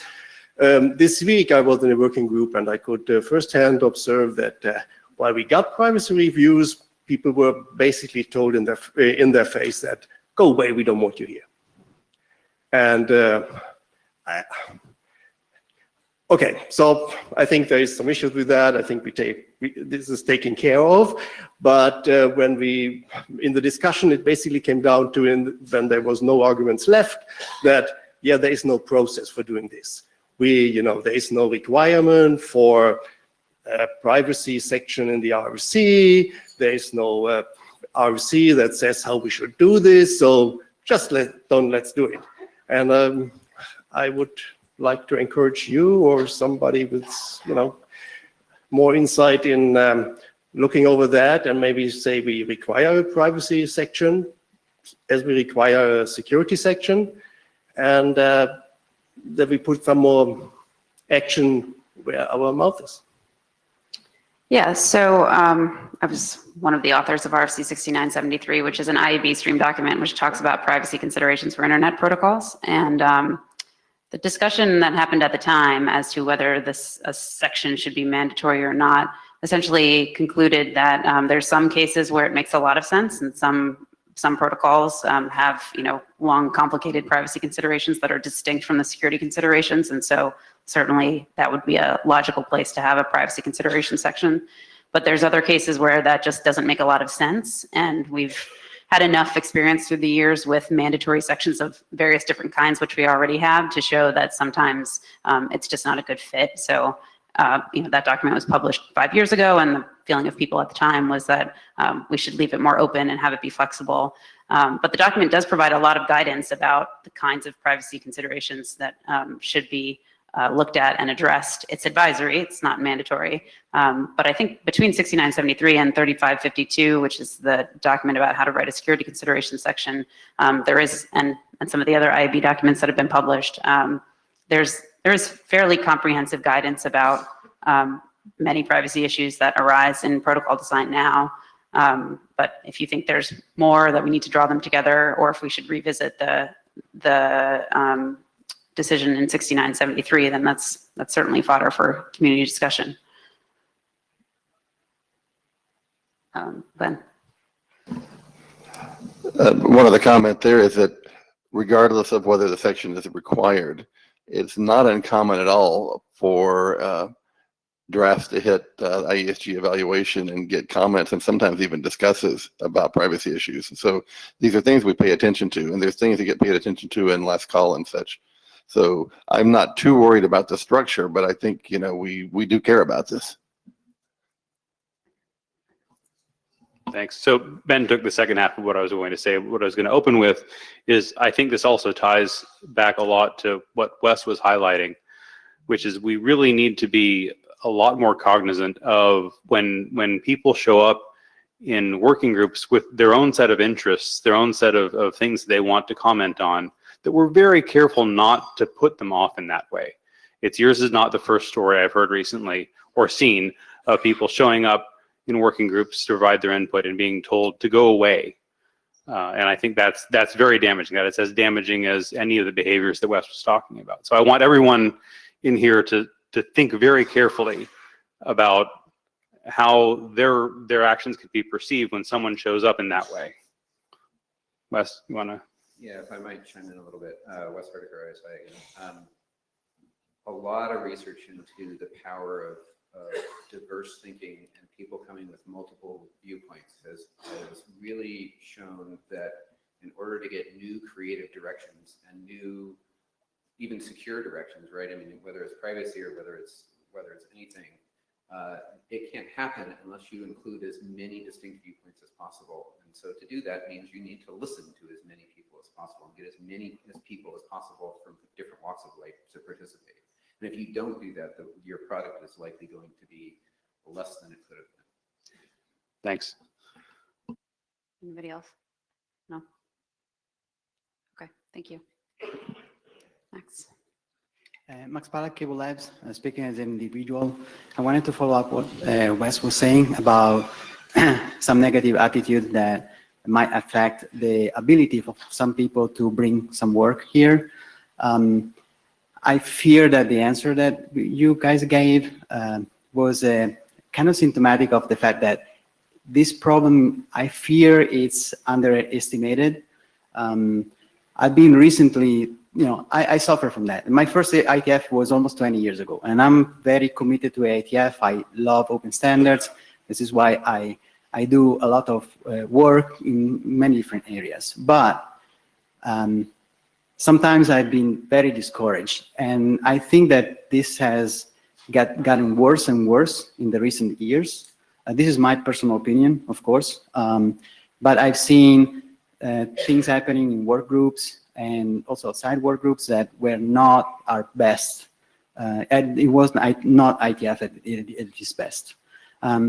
So what you were saying about, we are passionate and we want to bring passion in our work. I'm very passionate about it, but that doesn't mean that we want to block work just because, not because of technical reasons. This has happened. Trying to block some work, and then there was humming, and the work got shut down just because of this. And personally, I was very discouraged to bring the work back here. I have other venues that I can go to. I don't want to. I would like really to have the standards, open standards, etc., that can really improve the internet. But I also don't want to be attacked or put so much effort in my work, and then the work got shut down not because of technical reasons, but for other, and in not very nice ways. Let's put it this way. So I think that I would like to have a more articulated answer to the problem. I hope that you guys will consider this, and maybe a solution could be to have more control over the working group, or maybe the chair should be more attentive to this problem. And I really hope that we can improve on this, because I think that in the recent past, this has gotten worse and worse and worse. As Wes, with the testimony, probably there's many people that feel this way, but also saying this here is not easy, right? Because some of the people might think that, well, now you're going to suffer for that. And this is how people will feel. If I say something, I will probably get retaliated against because of this type of toxic environment in some cases. So please try to reconsider that, talk about it, and I would really like you to take it seriously. It's probably a problem. Thank you. Thank you, and thank you for standing up to the mic to come tell us that. And I apologize if it seems like we aren't taking it seriously, although I feel like it's something that we talk about quite a lot. And I guess the struggle is that this is a bottom-up organization, and there's limited vectors that we have for changing people's behavior.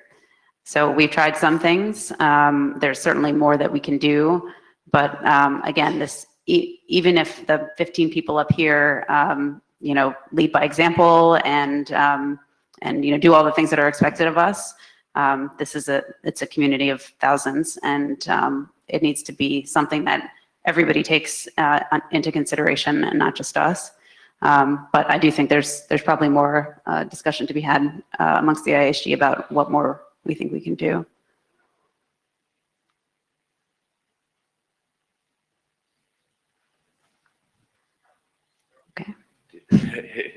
I wasn't sure if you're ready or not. Bron Gondwana, I wanted to talk about something that happened in one of my working groups at last IETF, the extra working group. We had somebody come and present something that they wanted us to accept as working to the working group. And we looked at it and said, this is a special case hack that should be handled more generally. Please come back. And we're happy to help you. And we got a fair bit of pushback of why won't you just accept what we want to do because it's easier for us.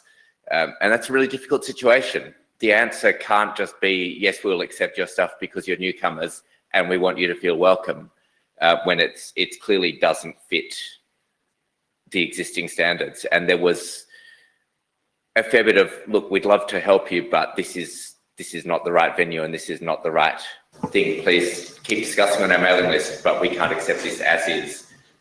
And I feel we did discourage them and push them away, and they haven't re-engaged. But I can't see an alternative path that wouldn't have just been, we'll accept your stuff because you're new. So I think there's an important distinction that comes out of your comment and also from Max, is that there's sort of two different things to talk about here. One is a kind of aggressive, attacking behavior, inappropriate behavior, where you have a message to deliver, but you deliver it in a way that is, you know, not what's to be expected in a friendly environment. The other is the fact that, you know, some work progresses in the IETF and some work doesn't. And so even if you're sending the same message, there's two different ways to send the message. It sounds like, you know, the first problem was not the problem in this case. The second problem, I agree with you, is much harder to tackle because it's just a fact of the matter that not every piece of work that comes into the IETF will come out of it. So anyway, I just wanted to make sure that it's clear that I think those are kind of separable problems in a way, and that might make it easier for us to figure out what more we can do on either front. Following up on. Yeah. Yeah, this is Barry Leba. I was there with that discussion, and it definitely was attacking the technical aspects of what they were bringing forward, not attacking them. And that's the main difference there that I saw. It was certainly a very vigorous discussion, but it was specifically talking about the technical aspects, and no one was saying, you're stupid, go away, or anything like that. However, I do agree with Bron that the message they got was that they should go away. And I don't know what to do about that. Maybe they have some other piece of work that they, that's more general, that they might want to bring back. I don't know. Yeah. Yes. Yeah, we're going to Nalini next. Nalini Elkins. You know, I think there's a few things. It seems to me that there's some fundamental problems in achieving consensus that I've seen. And part of it has to do, I think, too, with in some groups, you know, you tend to get, you know, what we, you know, you sort of call the in crowd. And you can't help but be that way if you've put a lot of effort into that particular group. You know, maybe you've done a lot of things for 10 years, but what I've seen too is that people get very stuck in their own positions. And then it's very difficult to come to consensus, to start talking to each other. And you can see it forming already, is that, you know, if you've got an idea, you can see the camps sort of starting to coalesce, and neither side wants to move. And I've seen it happen kind of over and over again. And you end up not working together very well. And things get turned away that are actually, that will come back again because it led to It was a failure in group processing. I guess I'm kind of rambling a little bit, but I don't know if that makes sense to you guys. Is that just the process that we have of presenting things and achieving consensus and the way we go about doing it, there's some things that need to be worked on. And I actually started working on something with Henning on just, why things fail all along the way. But I don't know, it's kind of related to this whole topic of people not listening to each other and not really working with each other over the long term to reach a really good solution. Thanks. Spencer, go ahead. So I've tried to help. I've succeeded in helping some people, but tried to help more probably bring new proposals into various places at the IETF, whether they were BOFs or just individual proposals in working groups and things like that. And I think one of our community responsibilities is kind of helping people understand that if you just want your thing to be approved, that's really not a working group thing. It's like working groups should actually work on things that are working group things. So I've been involved in one of the hot RFC topics this week, where just explaining to the proponents, it's like what you're trying to do is these 4 things. And there are, for one of those things, there's like 3 or 4 other communities that I can think of off the top of my head that care. You take that one thing and talk to them. You're not going to get your whole thing as a working group, but there's other people who have pieces of the same problem, and you can work on it together, which is kind of what a consensus-based technical organization like ours needs to do, is to work on things together and produce things of high quality. So yes, you identified a problem, and I agree it's a real one. But what I didn't hear anywhere in there is sort of a possible solution or how we could improve this. Some of this is human nature, and changing that's really hard. What can we do to make it better? Yeah, actually, I started working on a draft with Henning to go about this. It has to, but it's a psychological dynamics kind of a draft. You know what I mean? So I'll finish it, because it's not an easy solution. You know what I mean? Because I do totally want to work together, but I find that we don't come together too often because we don't listen to each other, and everybody gets really stuck in their own, it is human nature to get stuck in their sides. And let me do this is, if anybody wants to work on this with me, it's going to take some time to figure out how to do this. Then I'll go ahead and finish that draft, but I totally think we need this. So just, anybody come talk to me and we'll work on it. Yeah. Thank you, Warren. Thank you. I think Mark was next. Thank you, Mark Blanchet. 2 points.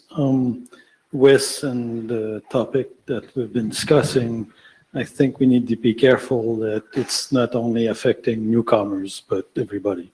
We've been kind of saying newcomers, but it's actually everybody.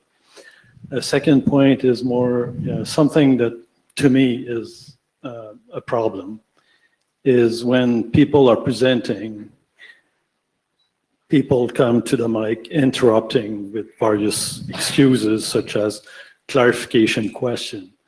And then you come into multiple people having a side conversation over the mic while the actual question was answered the next slide coming. To me, that's a lack of respect to the presenter. So for when I'm chairing working group, I usually ask people to wait until the end of the presentation to ask their question. To me, that would be an improvement and better respect for the presenter. Yeah, it seems like a chair training and a good thing for chairs to keep in mind. John. Yeah, John Levine. I have an irrelevant anecdote and then a comment. And the anecdote is, my wife used to be the clerk of our local Quaker meeting, and I watched the process they use. And they don't call their process consensus, but everybody else does. And it requires a great deal of listening and patience. But a key aspect that I didn't know about, and I think a lot of other people don't, is there is what's called standing aside, which is basically it's their version of rough consensus, and for consensus, basically consensus doesn't work if people are going to filibuster, and there has to be a point at which people look at something and say, I'm not crazy about it, but I'm not unhappy enough to block it. I will stand aside, and that's a key part of a process, and it's something I think that many of us who are passionate are not very good at, and with all due respect to our desire to get people passionate and involved, I've seen too many times that you can work really hard on something and feel really passionately about something, and it's still a bad idea. And I mean, the episode that Bram was talking about, I happen to have known the guy for a long time, and he was basically a tourist. And he did not understand our processes at all, and he wasn't really interested in learning about them.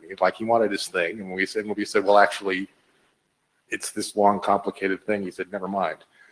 And on the one hand, I think it's sort of a shame that he's not coming back. On the other hand, I think, we have this complicated process, which, and this is sort of ties in with what Natalia was talking about, which is I don't think we understand our own processes well enough. And I think that along with not being mean to people, there's a certain amount of necessary humility that, I know this is the right thing to do, but I guess I haven't persuaded everybody else, so I'll stand aside. Thank you. Brett? I think she was first. Oh, sorry. Okay. Right. Amelia Andersdotter from Article 19. So I have 2 procedural issues, maybe 3. Is it in the IESG's view the case that a privacy consideration in a draft of the IETF would ever be prohibited? And does it need to get the approval of the IESG before it is formulated? And then I would also like to know if your answer would differ if this concerned a human rights consideration instead. It's just because it came up earlier in the week. And so I'd just like to have some clarification from the IESG on this point. Thank you. Sure. So as far as I know, nothing is prohibited in an internet draft.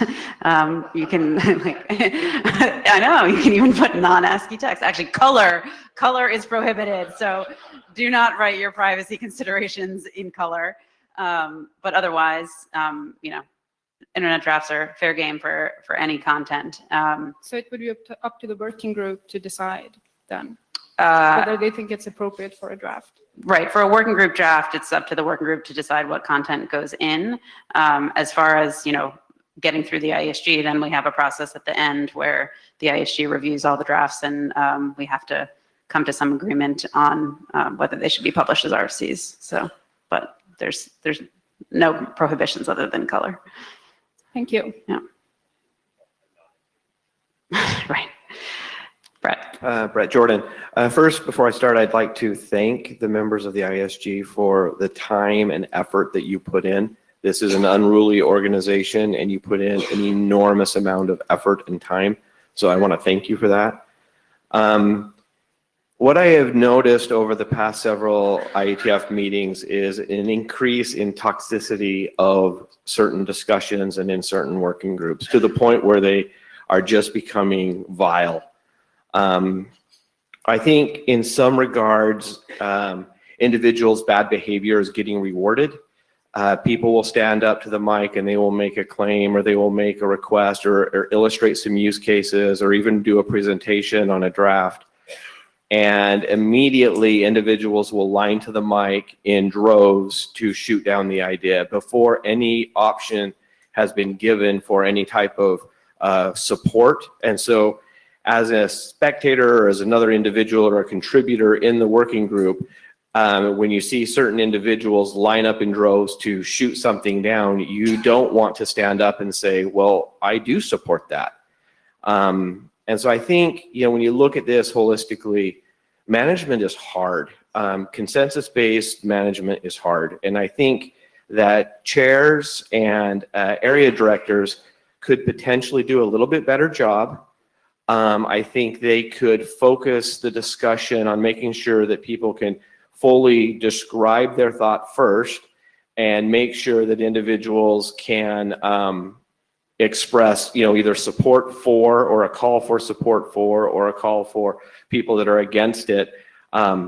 And when people continually stand up to the mic and say no, and then they sit down and, 2 or 3 minutes later, they stand back up to the mic and say no, it's, yes, you've been heard. Thank you so much for your feedback, but I'd like to know, is there anybody that is in support of this? And if so, why?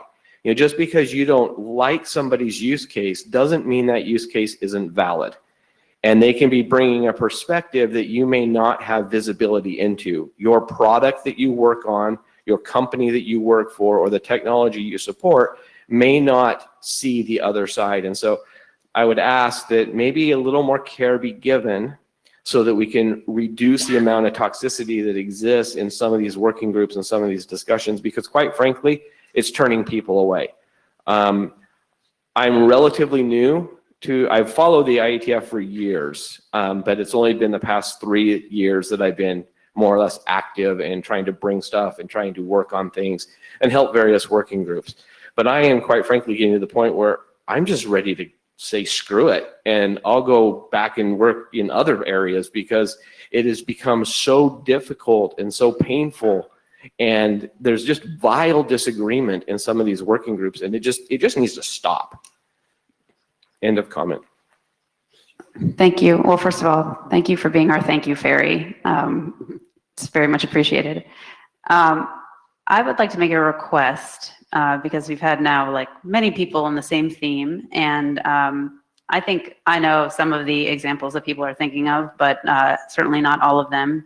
And as a group, the 15 of us should be able to be aware of all of them. So if there's particular cases that people are concerned about, I would ask you to find an area director and talk to them about these within the next day if you're still here. We have a wrap-up meeting on Friday where we usually go over the week and talk about what the hotspots were. And I want to make sure that we get all of these out so that we're aware of, so that the whole ISG can be aware of the full scope of this problem as it's manifest this week.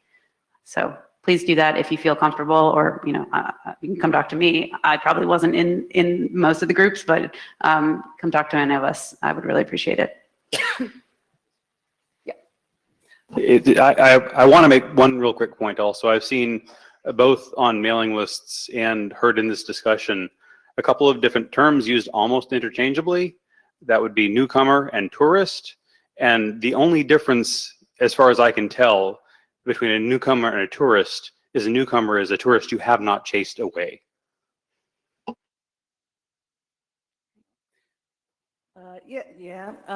Okay. Now, I disagree with that a little bit, because sometimes we get people just popping into working groups who aren't really participating. And those are the people I tend to think of as tourists. They're just there to be in the audience, and they aren't, as I said, they aren't working in this area. They're there to learn, basically, which is cool, but that's a little bit different. They aren't necessarily newcomers. But actually, did I mention I'm Melinda Shore? Hi. We do consensus really badly. I mean, really badly. And I think I'm increasingly convinced this is a training problem, right? Because, if you, in a lot of working groups, we see humming being treated as sort of a vestigial form of voting, for example. That one's really common. That consensus isn't being called frequently, and, the working group isn't being checked in on in terms of where they are with decisions and thinking. I absolutely agree with John that we have a fundamental problem with training participants as well. And, this business of, not being able to say, I disagree, but I'm not going to block this. You know, people need to be a lot more willing to say that. But I think that, circling back to the training question, there's something we can do there. I think that sort of training IESG and IAB members on consensus, and then filtering that down to working group chairs would help make some progress on this. I think that I know it's really difficult to find working group chairs, but we should also check, as we're making these decisions about hiring new chairs, we should maybe be checking in with them about what they know about consensus decision-making and, and collaboration and so on. Because I know that I've never been asked that, and I've chaired a bunch of working groups, so. That's because we know you know. But yes, very good suggestion. Thank you. Michael. Yeah, Michael Richardson. So actually, that's wonderful segue. I actually got up when Jordan was speaking, and I was going to stand up earlier, but then I decided we were going to close. I would like some training. That's what I would like as a working group chair. I don't know where it fits into the week. That's a difficult problem. And I would like, actually, the first thing I wanted to come up and ask for is I would like some evaluation. Not actually necessarily from you guys, who I'm pretty sure none of you are human resources experts, but I actually am thinking that we should have someone who understands that kind of stuff come into our working group sessions, pay attention for an hour or two on our mailing list, and try and give us some constructive feedback as to what's going on. I think that would be very useful, particularly in the working groups where it has become, as the word was, very vile. The question is, basically, how can we learn to do this better? And as to elicit your comment that you know that Melinda knows, but actually, it might be that there are new ways and interesting things that have developed that we don't know, and therefore we never thought to learn it, right? Sure. And so that's the kind of things that I'm would be really interested in having to do that. And I know all of you guys, would also benefit from it, but also would benefit from having that feedback and that somewhat impartial person come back and say, well, I wasn't listening to any of the technical stuff because I don't know it, but what I saw was these interactions, and I also saw this other thing happening in the back of the room that was weird, right? That the chair couldn't even notice or something like that. So I would really appreciate that. That I think would be very useful to me. Thank you. Yeah, if I could just mention on this, I did like I said, I did a tutorial on Sunday afternoon and was talking to people about tutorial kind of things afterwards. And I did not realize that we were doing, a small IETF overview as a webinar like a couple of weeks before. Well, I mean, we went for 100 IETFs before we did anything like that. So doing things that are new is really okay. And for us to say we're going to be more intentional about helping people to learn, and the people who are really busy during the week, helping them learn some other time, that could be a beautiful thing. I know routing has done an awful lot with working group chair training over the past several years, maybe that could catch on and be something that the rest of the community can do something with. But I say definitely we can do more. We can do more. So Spencer actually read my mind on what I was going to say. We've been doing, no, that's okay. We've been doing chair training for the last few years. And some of the topics we talk about are precisely management topics. How do we manage working groups? We've done several talks that Pete Gresnick has done on consensus, how to call it, what are different cases, et cetera. We've also done an interesting talk on managing conflict that Linda, who's the ISOC HR person, with one of our chairs did. That was also really, really nice for our chairs. We don't always get all our chairs because, there's no good time to get everyone on there at the same time. We have recorded these sessions. And we'd like to offer that we can find out, well, we know where the link is. So we can post the link somewhere so that people can go take a look at those. We do these periodically. These we try to do them once a year because we have new chairs and chairs that need refreshers. The other thing that we can probably do is next time we're going to do one of these, we'll advertise it a little bit more broadly so that other chairs can also participate with us. Thanks. Yeah, and we can circulate the links to the recorded ones. Okay, I think we're over here. Hi, Brian Dixon. I was just about to ask about the recording of the sessions. I was watching one of the sessions.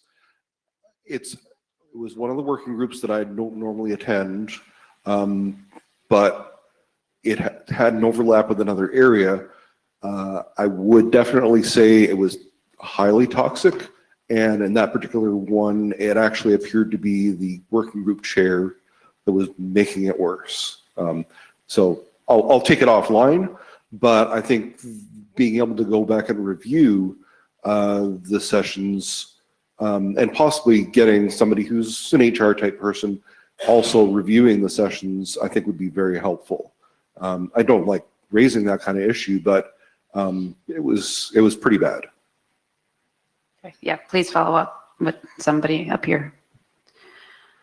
Who's next? Bron. I think so. Yeah, Bron Gondwana. As a relative newcomer, I joined in Chicago at 98, and kind of a strange introduction to IETF, I guess, because I was a working group chair at my very first meeting. I was ridiculously lucky that I went to Morg just beforehand and got facilitation training. And the first time when I met a lot of the big voices that were going to be in the room at IETF, I met them in a context at Morg where I was facilitating a group, and I just had the training on how to deal with that sort of situation. That was a really nice way into this. I did want to answer that idea that newcomers and tourists are the same. I think that newcomers are people who come in expecting to do work as well as to get the results they want, whereas my impression of a tourist is someone who comes in with a goal in mind, and all they want is to get that goal out of IETF, and they don't want to contribute an equivalent amount of effort. So they're coming to take from IETF rather than also to give. And I think it's worth having that distinction, and for people who are coming into IETF to explain that this is not just somewhere you come to get your work done for you, it's somewhere you come to contribute, and there is that equal give and take expected of you when you come here. I have not had a lot of the difficulty I think a lot of other newcomers have had, because I came in with the expectation that it would be a lot of work for me as well. It wasn't just come here and get given what you want. Thank you. Kathleen. Kathleen Moriarty. 2 points on the consensus and humming. One, when this has come up with my work when I was in AD, there wasn't universal agreement that on consensus and humming RFC was our method, right? So that's a key problem we have to solve there and make sure that we either agree that that RFC is what we follow if we're going to start providing training, or that we come to a common definition.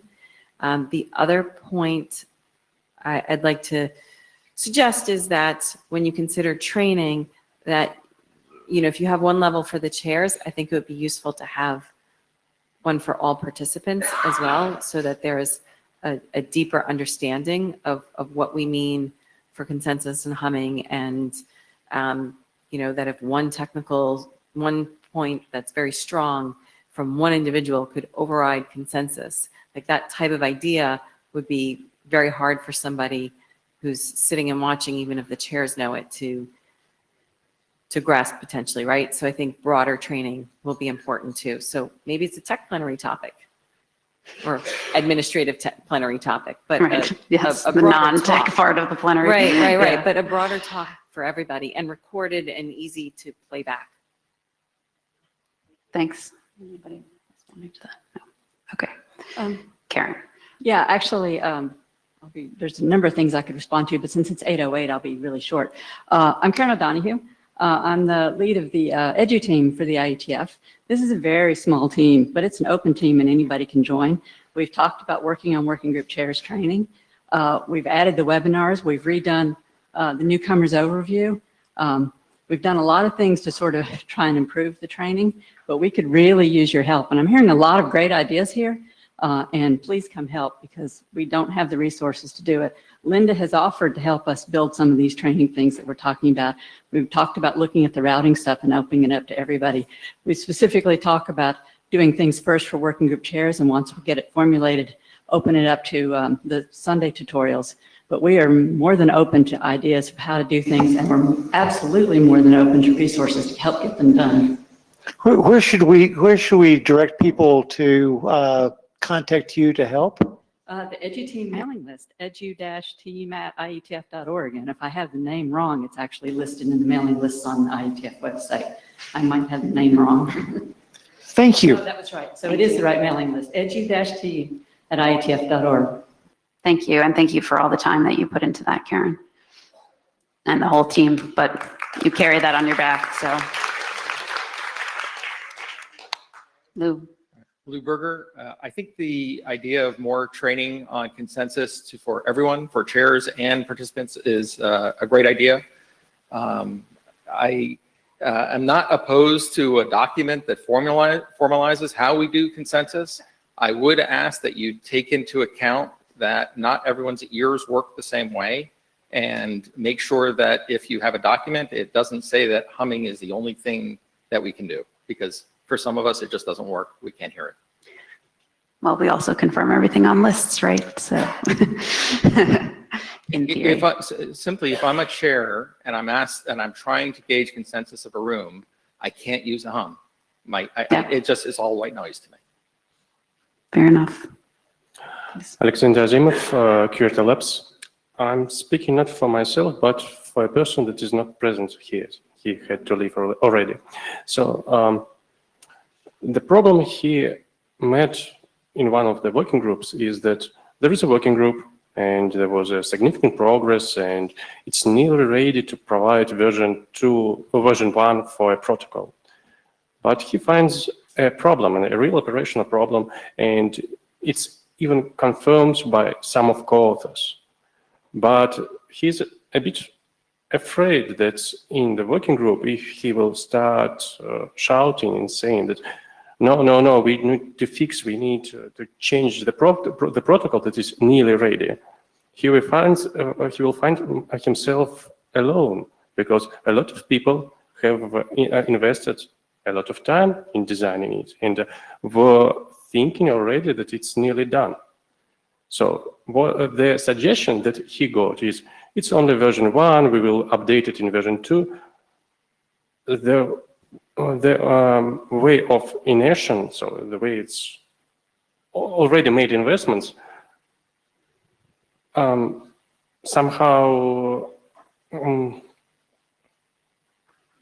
makes a problem, because people are not ready to fix something at the last moment. When they were thinking that it's really done, even they have some implementations. What kind of suggestion you can give in this situation? So this is, I think, a fairly common problem. This is for sure not the only time something like this has happened. And I think, how it's dealt with is kind of on a case-by-case basis. So not really knowing the details, it's hard to assess exactly in this case what has happened. But I think, sometimes we do end up putting the brakes on and incorporating some change to a protocol before it gets finished. And sometimes you wait for a new version. It's kind of up to the working group. But I guess to me, the more concerning thing that you said is that he was afraid to raise this, right? That seems like a serious problem, because nobody should be afraid to raise an issue and a technical problem that they find in a protocol design out of fear, right? That's not a good dynamic. So for that bit, again, I would encourage you to let one of us know the specifics of the situation so that we can help to get it resolved, because if that's the culture in the working group, then that's not a good thing. Okay, thank you for the comment. Okay. Thank you, ISG. And now I'd like to welcome the IOC and the LLC board up to the stage. So let's do board on this side and other IOC on this side.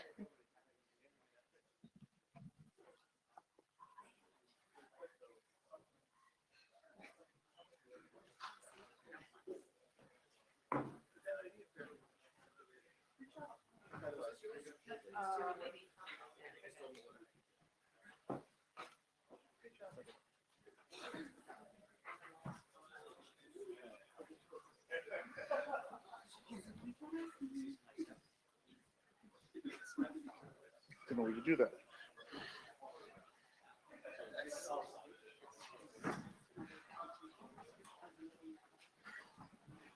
Portia. You're in the middle. You're sort of with them, but you're sort of with them.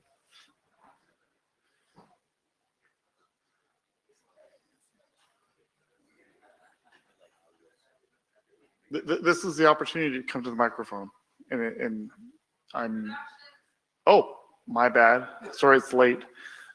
Gonzalo Camarillo. Alyssa Cooper. Ted Hardy.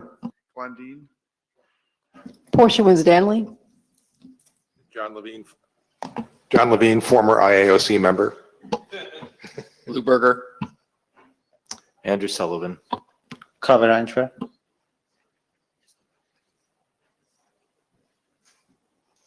Yes, sir. Terry Manderson, no hats. Now that the LLC board is getting on its way to being well constructed, I'd like to ask you to live within your budget. And that means when you present something, you tell us about the revenue, and you also tell us about the projected expenses, because you're talking about P&Ls now. I noticed the slides tonight only gave us revenue and didn't give us the other side of the story. Please consider that. To that point, we are finishing the first LLC budget. And when we are done, we will be, as has been the practice for the IOC in the past, we will be publishing that. So, yes. Thank you. Anyone else? Yes. This is a question from the Jabber room from over an hour ago. It seems no one was designated to bring questions to the mic. I think that the IAB might have been on stage. So after noticing, I think it's from John Clinton, but it's not 100% clear.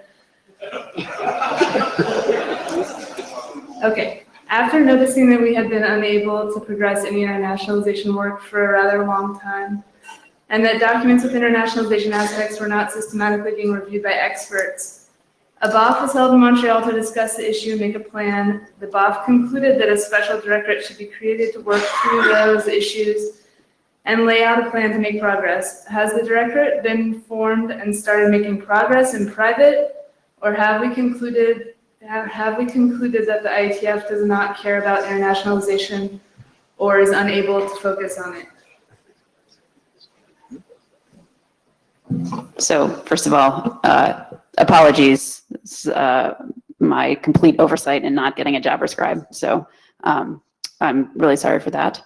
The IAB is not on the stage, so I think it's probably not appropriate to answer unless, oh, the responsible area director. There you go. Yeah, basically, our pages are discussing this, and we're a bit slow on just finishing the final touch on creating the directory. So yeah, we should have been a bit quicker about this, but there is a plan. Oh, there would be very soon.